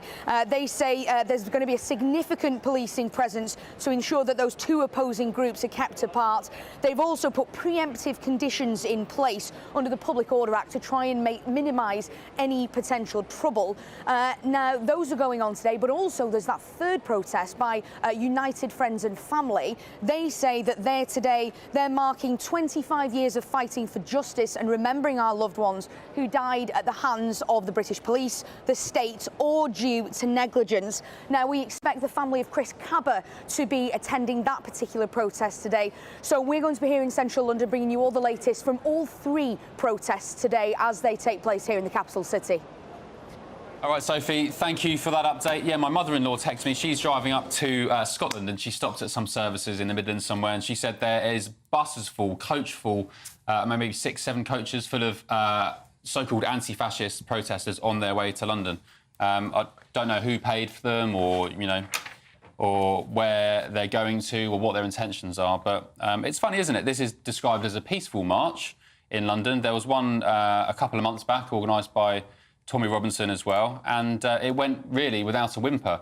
And when you get groups of these other people call themselves anti-fascists, I would argue, and other people would argue, that the true fascists are these people who are trying to silence peaceful gathering, free thought, free speech. But yeah, there we go. We move on. Should we talk through some of the top stories of today with our panel? We have got Trelo back with us and Elnaz Garami to talk through the top stories. And let's start with the budget, because Rachel Reeves, the Chancellor, has admitted that some working people will face tax rises in her budget next week. At the same time, their Prime Minister is saying that the upcoming budget will not be a war against the middle classes. I mean, where do we even go with this? I think what I find unfortunate about it is just it's been going on forever. It feels a little bit like echoes of Liz Truss, isn't it? It's like the way to spook the markets or to spook people. Like, it's just so much speculation. What's going to happen with CGT? What's going to happen with IHT, inheritance tax? What's going to happen with... it's just... Let's get it done already. And I think it's not just a bit of a war on the middle class, it's a war on everyone. Everyone's going to pay for it, no matter who you try and target. OK, let's get to the nitty-gritty of this. Do it. Should landlords, for example, be taxed more than they are now? Should people who invest in stocks or shares or commodities or metals, should they be taxed more for their aspirational investments? I do not think so. No. Why not? I think They've got it easy, haven't they? They've got all the money in the world to make those investments anyway in the first place, just playing devil's advocate. Work is work. It's hard, whatever you're doing, however you're doing, and you shouldn't have to be taxed because you have aspirations and you want to do more with your life. I think it's almost diminishing, if anything. You're asking people, don't reach for the stars because I'm going to make you pay. Whereas when we're younger, we're taught, reach for the stars, the world is yours, till the UK government takes your money. Also, isn't there an argument that, big business owners employ a lot of people as well, so they're essentially giving people jobs too? Yeah, absolutely. Yeah, it just feels like a war on progress a little bit, isn't it? You can't then show yourself to be, we want inward investment and we want to be the place that attracts all these entrepreneurs, and at the same time, the things that you're doing is causing a mass exodus of a lot of people who are going off to Portugal, going on to Dubai, etc. As someone who's a landlord myself, my whole family have been landlords for over about 50 years plus. It's like most landlords are not doing that well. Most landlords own 1 or 2 properties. Most of them, their profits being eaten up by all of this new legislation and red tape and bureaucracy that we have to deal with. Things like if you've got an interest-only mortgage, it's not offset by taxes. So a lot of landlords are having to sell their properties. Like, this fallacy of somehow landlords are raking it in is not true. I think if they're going to go for anyone, go for the real big multinational companies, the energy companies who are raking in massive profits, while the rest of us, including us landlords, are all pretty much suffering. And even to go as far as saying, don't go after anyone, stop giving incentives to the larger companies, and that money can go a really long way too. So it's not adding, it's taking from what's already being thrown into the pot in different directions. Good point. OK, let's move on to Turkey and the humble Christmas dinner or roast dinner. So TV chef Gino D'Acampo, what did he say, Tatiana? He said it's Gino to Turkey at Christmas. The TV chef Gino D'Acampo says that Brits choose the best day in the world to eat the worst meal. Are you a fan of turkey? I love turkey.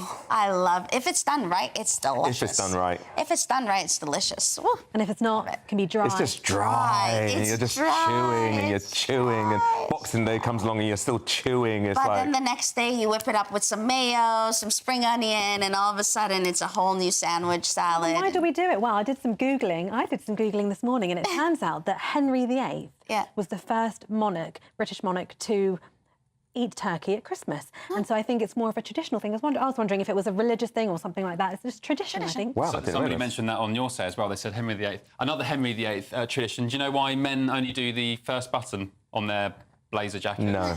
It's because when Henry VIII, because he was getting a little bit tubby at the time, he couldn't do his lower buttons when he sat down at the table. So he could only do the first button. So everybody else, out of respect and politeness, and of course, I probably didn't want to get beheaded or hung, they had to copy the same tradition. Amazing. That's why. Wow. Yeah. Blame the Tudors. Now it changes how I feel about turkey too. I mean, another good reason. Not a fan of Henry? Another good reason for turkey is it's larger, so it could feed more people. That makes sense. You know? Yeah, I mean, that's true. It's quite, Does make it sense. feeds quite a lot of people, a turkey, but I just think, I don't know. If it's done right, Prefer chicken. it's really nice. They prefer chicken. Yeah. Yeah. OK, Tatiana, ketchup? Ketchup. Well, apparently a few dollops of tomato ketchup on your barnet in your hair improves the purity of your colour and can help bring out the colour. Would you pick ketchup in your hair? Absolutely. You would try it? I would, for sure. If the benefit is good, I will try it. I'm a risk taker. Let's go ketchup. You're going to be smelling like tomato ketchup. That's OK. Probably be attracted all sorts of flying creatures and God knows what. My dog will probably lick it off before I get into the shower. If it works, I guess you'd be saving a lot of money, isn't it? Rather absolutely. than Olaplex these days. Other brands are available. You know, so bloody expensive. So just ketchup, no mayonnaise? No mayonnaise. Did they say a brand of ketchup or just... No. No particular brand. Better refined rather than Tesco ketchup. No specific brand, no. That's a new Heinz commercial right there, you know. Who knows? Anyway, Chelo and Elnaz Garani, thank you very much for joining us. Thank you. On that, up next, the iconic fashion designer Karen Millen and her surgeon, Dr. Tunk Tiriaki, will share how a facelift has turned her life around.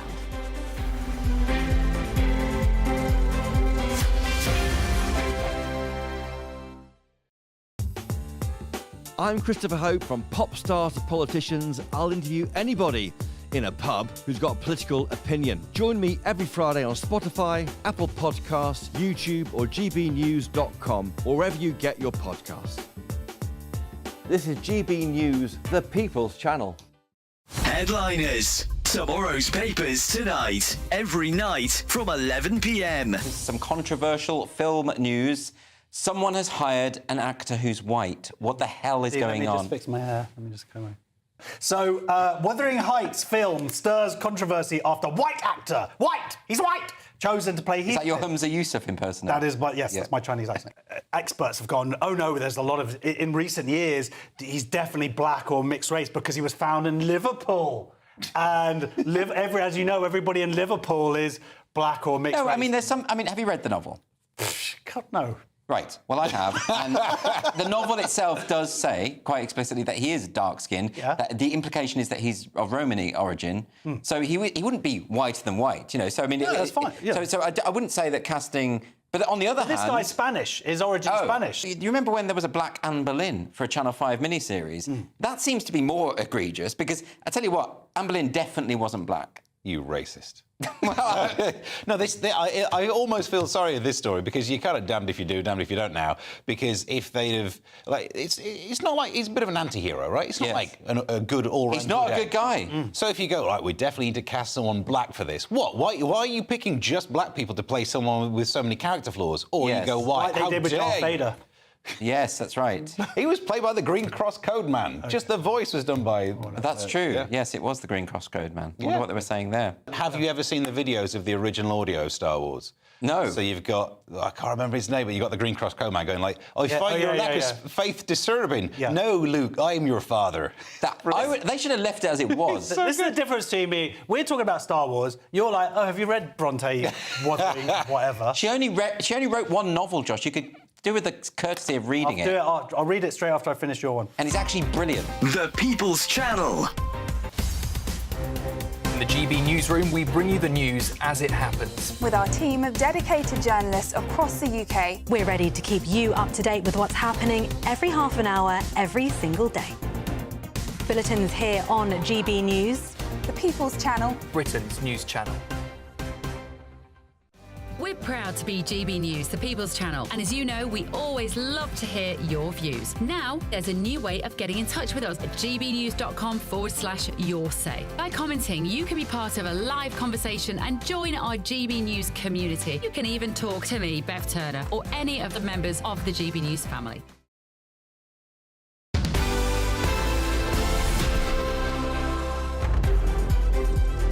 Her name is synonymous with fashion. Karen Millen, the high street designer whose dresses have been worn by some of the world's most famous women, including the Princess of Wales.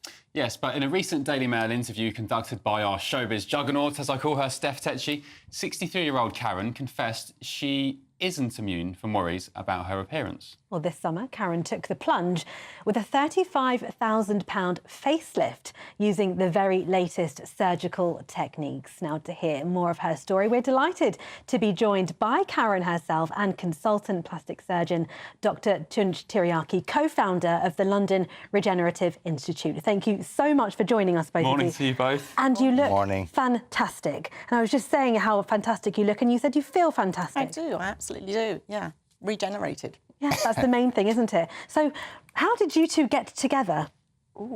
That was a meeting at the Parliament, wasn't it? It was actually, yeah, through mutual friends, really. So you already knew of Tunç and you knew his expertise. How did you come to the decision to kind of go ahead with this? I was reading the Mail article and apparently one day you looked in the mirror. And I've heard this story so many times before, Yeah, I know, I hear not it. least my mum and my nan, Yeah. and they said they looked in the mirror and thought, goodness me. I know. I think it's that menopausal thing when suddenly things just change.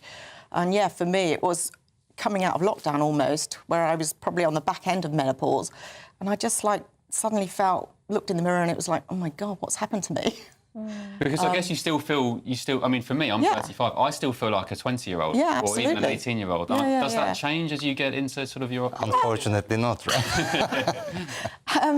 Well, it does change to a certain extent, but, you know, I've always looked after myself, so I've always kept fit and looked after my skin. So, you know, it did come as a bit of a shock. I mean, I know, obviously, ageing happens to us all and we have to embrace that, but there's a certain amount that we have to put up with and then, you know, other things can step in. I think just embrace it however you choose to embrace it. So whether that's ageing without surgery or with surgery, whether that's skincare or going to the gym and eating healthily, however it makes you feel confident. Tell us about this specific surgery that you've had. Or perhaps you want to speak about that. You know, like, I think the first discussion we had was about, like, why we really need to do that, because people think of it as vanity, but like, for example, if you break your arm and you go to an orthopedician and fix it, right? But if you realize that aging of the face is bone resorption and then the muscles like sagging, why wouldn't I fix that?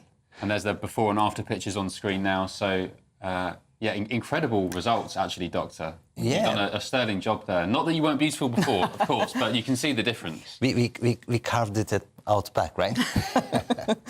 So basically what we did was like to fix the age-related problems, and naturally you look younger. I mean, it is not an aesthetic procedure. We are just fixing the problems, like giving the health back, putting the bones into order, putting the muscles back to the places where they belong to. And that's it. It's just 2.5 hours job, yeah. And Karen, tell us about this newfound confidence that it's given you. Well, I guess just of late, I've been more in the public eye again because I've gone back out into the industry, sort of designing again for the brand Karen Millen. With your founder's With my founder collection. So it's kind of launched me back out in the public eye. And I think sort of being in that kind of environment, you criticise, look at yourself, much more closely. And I think I felt like I needed a little bit more help, really.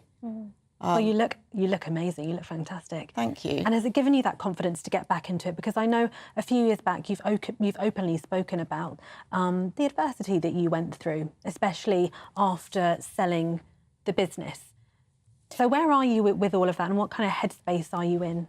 I think I'm in the best headspace I've ever been in, actually, because yes, I've come through some turbulent years, but I feel now that after probably, well, as I say, probably the first time in my life, I feel like I know who I am now. And having the work that I have had done as well, that's just given me the extra confidence that I needed. Yeah. And you sold the business to, was it Boohoo? Yeah, no, we didn't sell it to Boohoo. No, we sold it way back 20 years ago. And then it got sold again more recently in 2019 to Boohoo. So it's seen a few changes, and obviously the direction's changed slightly. And so when they asked me to come back, at first I was a bit unsure because they'd closed all the stores and I wasn't quite keen, as to where they were taking it. But after consideration, I thought, well, OK, it's worth the chat. And actually, I was really feeling like I needed to get back out and do something creative again. I'd had far too many years going through this difficult stage that I went through, and I wanted to take back charge and control of my life again. Yeah. And Doctor, you said it was going back to the operation. It's 2.5 hours, so it sounds pretty quick in the grand scheme of things. And what's the recovery process like? Well, I mean, we have real, hardcore technology incorporated into the post-operative care as well. So what we do the operation, but then we don't let the patients just heal. We were taking care into London Regenerative Institute, where we took care of, in hyperbaric oxygen chambers, where, high oxygen is increasing the healing process. We were using some, high-tech creams, like exosomes, whatsoever. Yeah. So, yeah, it was in 2 weeks' time we were OK, right? Yeah, absolutely. I mean, I had a meeting back at the offices, actually, about 10 days after my surgery, and I hadn't said anything, obviously, to them. And so I went in with these clear glasses on because I still had a little bit of bruising under the eyes. But, it wasn't major, and I just felt that I could still go back out, and the recovery was, incredible, actually. And it's amazing what your body can actually, how it can heal. And I guess sorry, Doctor. But also, there's the role of the stem cells. Because, what we do now, we take the patient's own cells, separate the stem cells, inject them. So it is also, really helping with the healing process. Well, thank you for coming in and sharing your story. It's amazing. You are a legend in the fashion world and, an inspiration. And, Doc, I have to say, you've done a great job. And I'll have to steal your number for 10 years' time or so. Right, we'll have to leave it there. But thank you very much for joining us. And Karen, thank you for sharing your story. Thank you. Thank you. Thank you. It is now time for the latest news headlines with Sophia Wensler.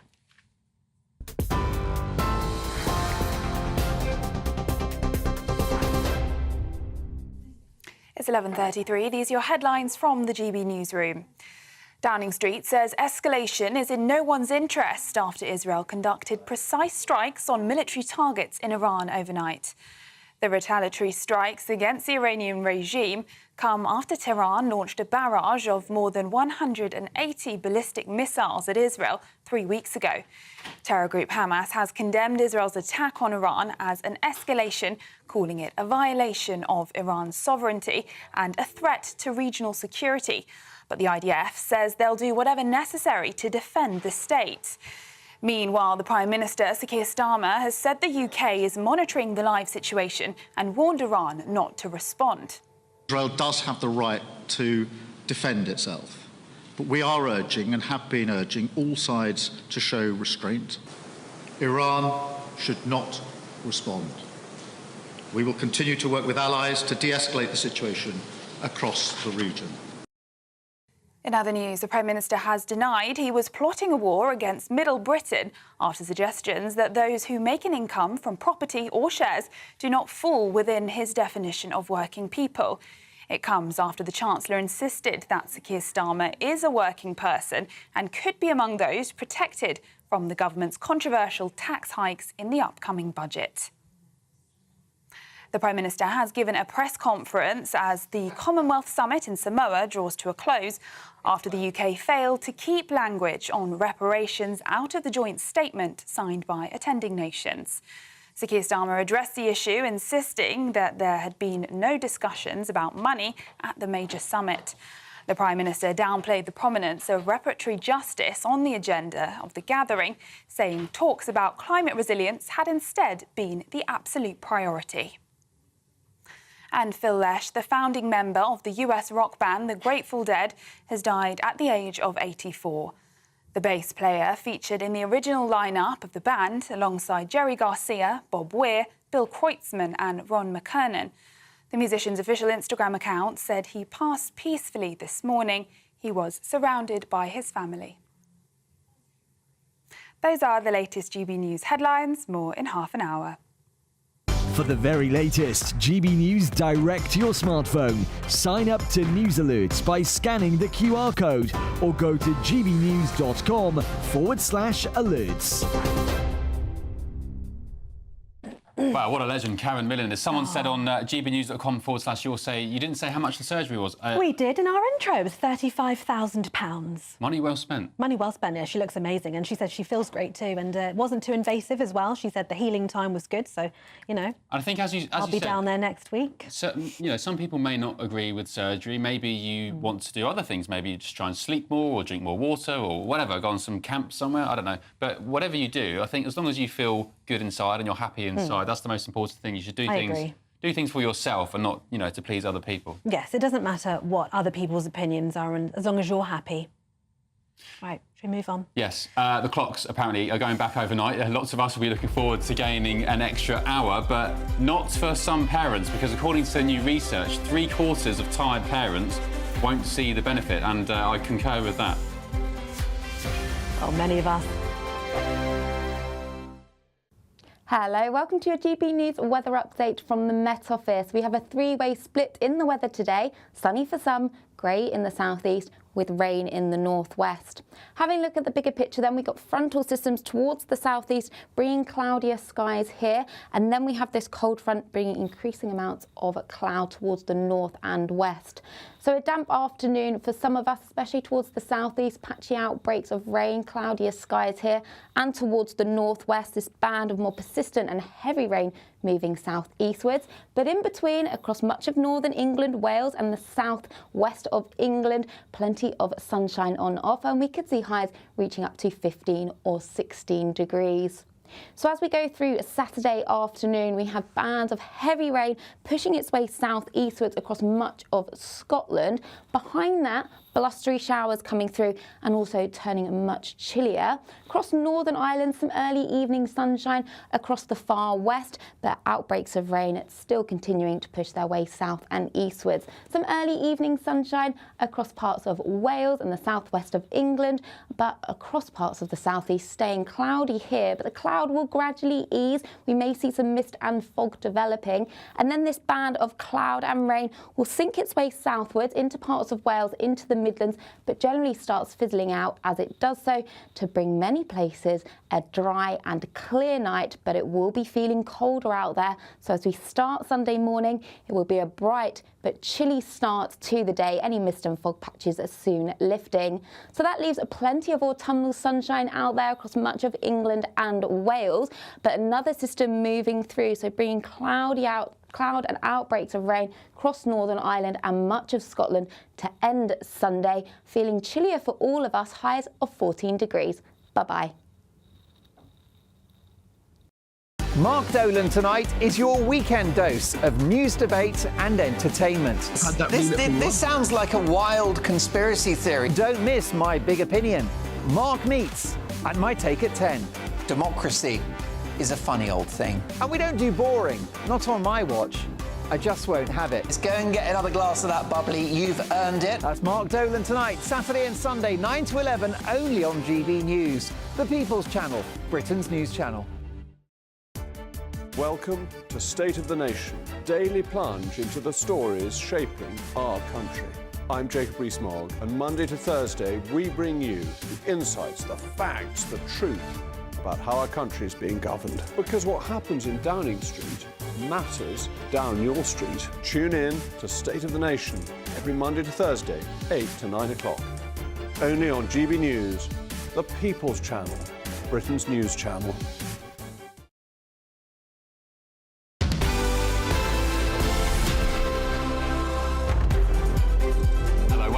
Lots of you emailing about that Karen Millen chat. She is a legend. Just talking about the concepts of plastic surgery. Mary, you said if people have the money and it makes them feel good about themselves, fair play to them. Strange world we live in when people take pride and joy in spending thousands on new cars, but people put others down for spending it on how they look. Really good point. Yeah, I don't think you should put someone down for doing what they choose to do, you know. I understand families might care about their families and what they do to their bodies, but, you know, this isn't something that was dangerous to her or harmful, and she feels great, and a lot of you are saying that she looks fantastic. And someone else said, yeah, Karen looks amazing. Karen money looks well spent. Brilliant, money well spent. £35,000 though. And she's got the money. I presume she has the money, and she's happy, and she looks fantastic, and it's given her this new confidence, and I don't see the problem with it. Have you had any tweakments? No. I couldn't possibly say on air anyway. But no, you know, personally, I'm not scared of needles, but I'm scared of pain. So I don't know how that will fare for me in 20, 30 years' time, but no, I haven't had any tweakments, have you? No, I look about 14 anyway. I don't need any treatments just yet. Maybe I did notice in pictures when I've not got, you know, makeup on or a bit of powder, I do have quite big bags under my eyes. I don't think you do at all. I just spoke to Karen's surgeon then and he said, you're fine. He said, give me a call in 5 years, you'll be fine. But I think it's just natural. I think if you're too pristine and too sort of doll-like, you'd end up looking a bit weird. But no, I think we should embrace our age and our looks and love embrace ourselves. it however you embrace it. And if that's spending £35,000 to look amazing, then so be it. Yeah, great. OK, well, the reason I do have some bags under my eyes is because I've got 2 young kids, of course, and nice segue here, but as the clocks go back overnight, lots of us will be looking forward to gaining an extra hour of sleep, but apparently not for parents. Well, according to the new research, 3/4 of tired parents won't see the benefit. Yeah, many of us might enjoy an extra hour in bed with the clocks going forward or backwards, but the suggestion of such a treat to a tired parent is often laughed at, with 52% saying their child will still wake up at the same time. Yes, of course they will, and they won't see the benefit. And that happens the same, by the way, with whether you put the kids to, you know, if you keep them up a bit later for an hour or two, thinking they'll wake up later, they don't. They wake up at the same time. Let's ask the thoughts now of Sasha Singh, a healthcare professional from Laneso and a mum of 3 and midwife, Sammy Joyce. Good morning to you both, still morning. That's the way, isn't it? It's, you know, whether you put your kids to bed 2 hours later or 5 hours later, they're still going to be up at the same time. Yes, they are. Yeah, absolutely. I think that basically, I mean, Lance, we did this survey. We asked 1,000 parents, so we asked a lot of parents, and you're absolutely right. You know, 52% said no, it makes no difference what time, if the hours go back or they go forward, it makes no difference. They're still going to wake up at the same time. 75% of those parents said that they won't enjoy that extra hour, which I think is really, really important. And I think that goes back to the baby's natural rhythm. I mean, newborn babies, you know, they do actually sleep a lot. They can sleep up to 17 hours a day, but it's in bite-sized small chunks, like 2 to 4 hours at a time. So you have that. They're not built with an internal day-night radar like adults are. And I think you couple that with the fact they have tiny tummies, and so they're feeding every 2 to 3 hours. They feed up to 12 times in a 24-hour period. You can understand why suddenly the day and the night, you know, revolves around your baby. Go on then, father. Oh, you want me? Yeah. Sammy, so adults will feel the benefit of the clocks going back, won't they? What difference does an hour make generally to our sleep? I guess we call it power naps if it's an isolated hour, but would an extra hour really give everybody else who aren't parents more time? Well, I mean, I think absolutely for those people who don't have children and who are able to enjoy that time, the point is the clocks go back, but for parents, time goes forward, and so do our lives. And that's what's so fantastic about this new Lanzano wearable pump. It enables parents to take that time back at a time that actually suits them, because we know that that extra hour at that time doesn't necessarily make a difference when we're feeding. Well, Sasha, what can parents do to help each other out a bit more? Oh, my goodness. Shared responsibility is the name of the game. I mean, we want, mums and dads, they talk. We need to keep talking. Talk to your partner. And actually, if you can share the load and you know what your schedules are doing, then this time-saving technology, this wearable pump, can actually save you much more than the extra hour when the clocks go back. It means that you can actually then plan your day much more effectively. You can pump and express, and then when you're tired and when the partner gets home, they can take over and mum can get that well-earned rest that she needs. So it's really, really important. I just have to show you it, because I just want to say the reason why this, I can't say that here. Other way. The reason why, other way, thank you. The reason why I want to say this is for two reasons. It's really compact, it's really discreet, it fits inside the bra, it's very quiet. I think the other thing I want to show you is how much it holds. So it holds about 180 ml of milk. So potentially if a mum's got two of these, she's got 360 ml that she can express. That builds her milk stash, and that is so empowering for mums, because they worry that they haven't got enough milk. Sammy, where can parents find out more? So they can go to the Lanzano website. It's www.lanzano.co.uk. If you struggle to remember the name Lanzano, because it is quite difficult to remember, just remember the iconic purple Lanzano tube for cracked nipples. If you can remember that, you will be able to remember where to find this fantastic new piece of technology. OK, Sasha and Sammy, thank you for being with us. Really appreciate it. Thank you. Thank you. OK, right, still to come, we'll be joined in the studio by the godfather of hospitality, Robert Walton. Back in just a sec.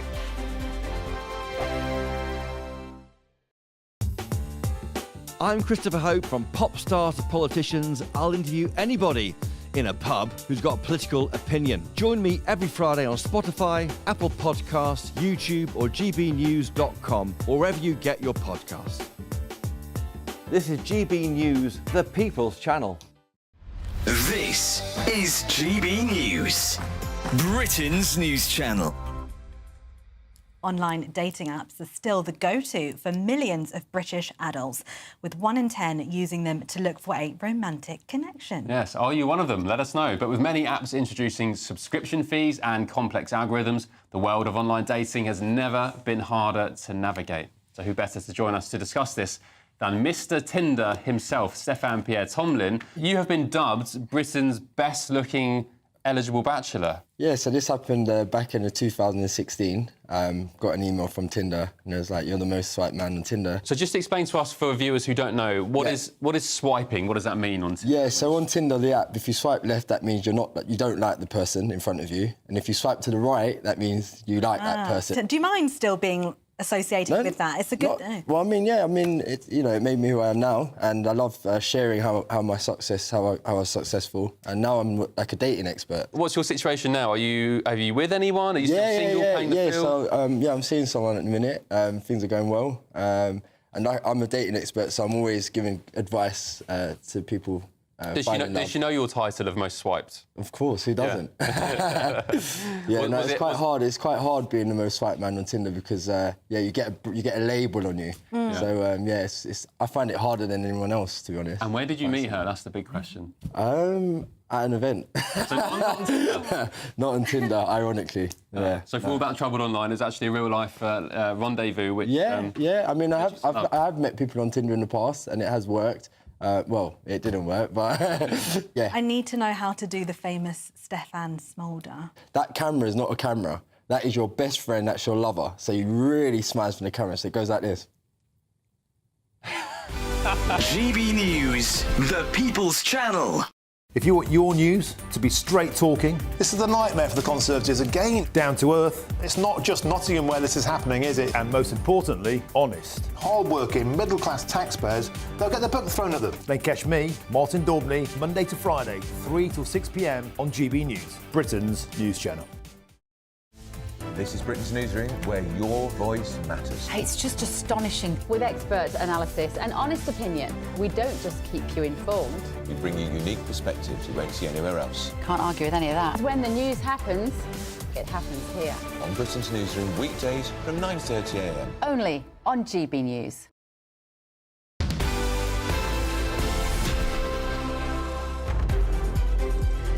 Well, welcome back. Don't forget to keep sending me and Ben questions about all of the topics that we've been discussing about the top stories today with our guests as well. And let's actually move on to our next guest. The supermarket shelves are buckling under the weight of pumpkins, witch hats, cat's ears, devil horns, the like. They've been fetched down from the attic. There can only be one reason.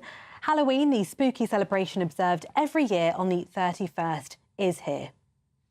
Joining us to share his hot tips for next week's celebrations is the godfather of hospitality, Robert Walton, MBE, who's been busy with the Young Chef and Waiter Awards.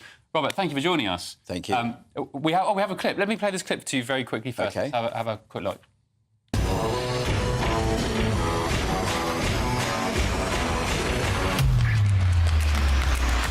1 year, now we start again for next year. 15 countries around the world, and away we go again.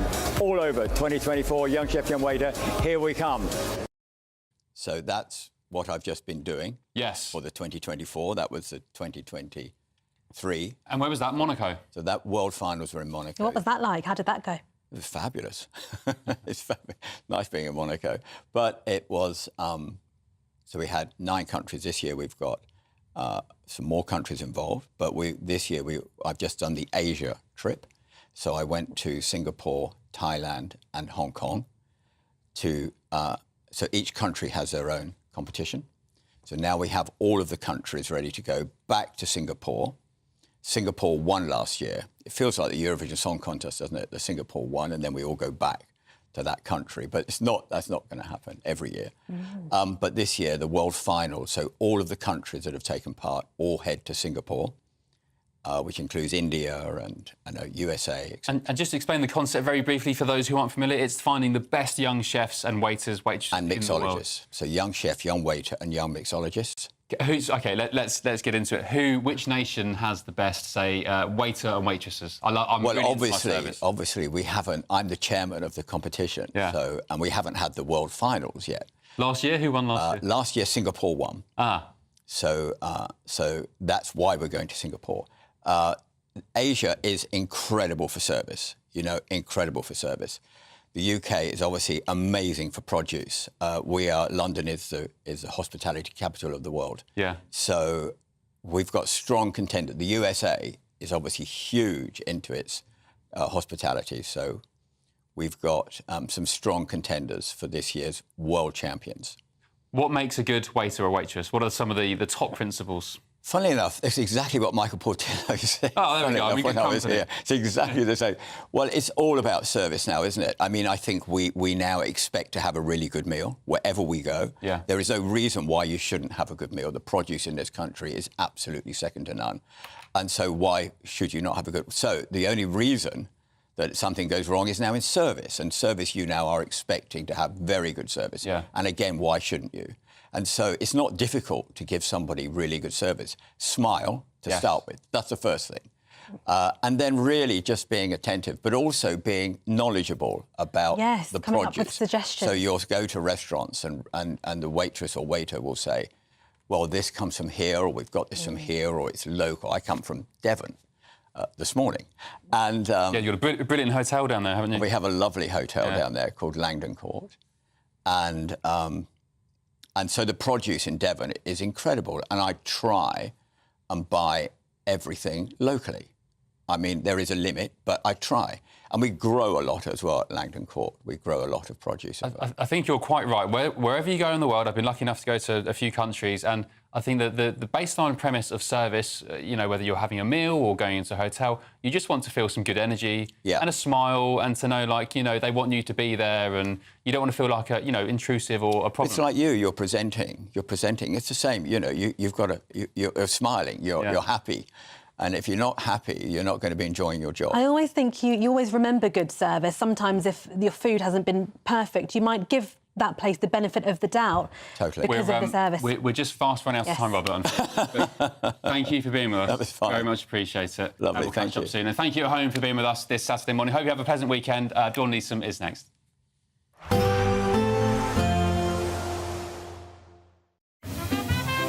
Heavy showers first thing will be followed by a warm, cosy day. Boxed boilers, sponsors of weather on GB News. Hello, welcome to your GB News weather update from the Met Office. We have a three-way split in the weather today. Sunny for some, grey in the southeast, with rain in the northwest. Having a look at the bigger picture then, we've got frontal systems towards the southeast, bringing cloudier skies here, and then we have this cold front bringing increasing amounts of cloud towards the north and west. So a damp afternoon for some of us, especially towards the southeast, patchy outbreaks of rain, cloudier skies here, and towards the northwest, this band of more persistent and heavy rain moving southeastwards. But in between, across much of northern England, Wales and the southwest of England, plenty of sunshine on offer, and we could see highs reaching up to 15 or 16 degrees. So as we go through Saturday afternoon, we have bands of heavy rain pushing its way southeastwards across much of Scotland. Behind that, blustery showers coming through and also turning much chillier. Across Northern Ireland, some early evening sunshine across the far west, but outbreaks of rain still continuing to push their way south and eastwards. Some early evening sunshine across parts of Wales and the southwest of England, but across parts of the southeast staying cloudy here, but the cloud will gradually ease. We may see some mist and fog developing, and then this band of cloud and rain will sink its way southwards into parts of Wales, into the Midlands, but generally starts fizzling out as it does so, to bring many places a dry and clear night, but it will be feeling colder out there. So as we start Sunday morning, it will be a bright but chilly start to the day. Any mist and fog patches are soon lifting. So that leaves plenty of autumnal sunshine out there across much of England and Wales, but another system moving through, so bringing cloud and outbreaks of rain across Northern Ireland and much of Scotland to end Sunday, feeling chillier for all of us, highs of 14 degrees. Bye-bye. A nice bright morning will generate a lovely warm day, right through to the evening. Boxed Solar, sponsors of weather on GB News.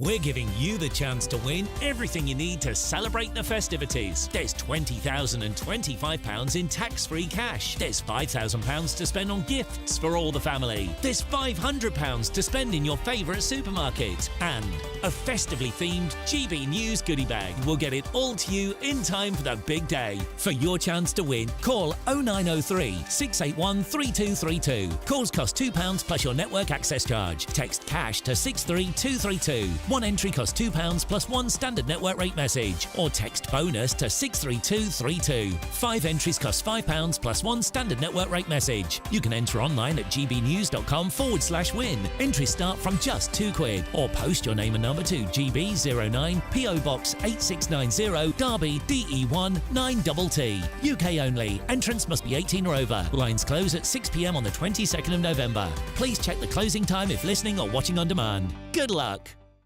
Why go out on a Friday night when Friday night comes straight to your home? Talking about? Join me and my A-team of top pundits. Chemistry tonight is electric. As we tackle the big stories of the day with wit, insight and fearless energy. Man of the people. It's all vibe. Just a filing cabinet on wheels with a tie on. So, order in Friday Night Live with me, Mark Dolan, every Friday at 8, only on GB News, the People's Channel, Britain's news channel. Good Afternoon Britain isn't just about us. The wonderful thing about this programme is it's about everyone watching. It's an interactive programme. Well, there absolutely is something to see here, and we're going to be talking about it more. Whether it's breaking royal news, Will, please bring us up to date. or indeed a particularly punchy speech in the House of Commons, Very, very curious. we bring it to you live, and then we bring you live reaction as well. That's Good Afternoon Britain, weekdays from midday. Only on GB News, the People's Channel, Britain's news channel. Welcome to State of the Nation, daily plunge into the stories shaping our country. I'm Jacob Rees-Mogg, and Monday to Thursday we bring you the insights, the facts, the truth about how our country is being governed. Because what happens in Downing Street matters down your street. Tune in to State of the Nation every Monday to Thursday, 8 to 9 o'clock. Only on GB News, the People's Channel, Britain's news channel. It's Patrick Christie's Tonight, and here we do things differently. It's explaining the absolute madness of this, doesn't it? It's explosive. I mean,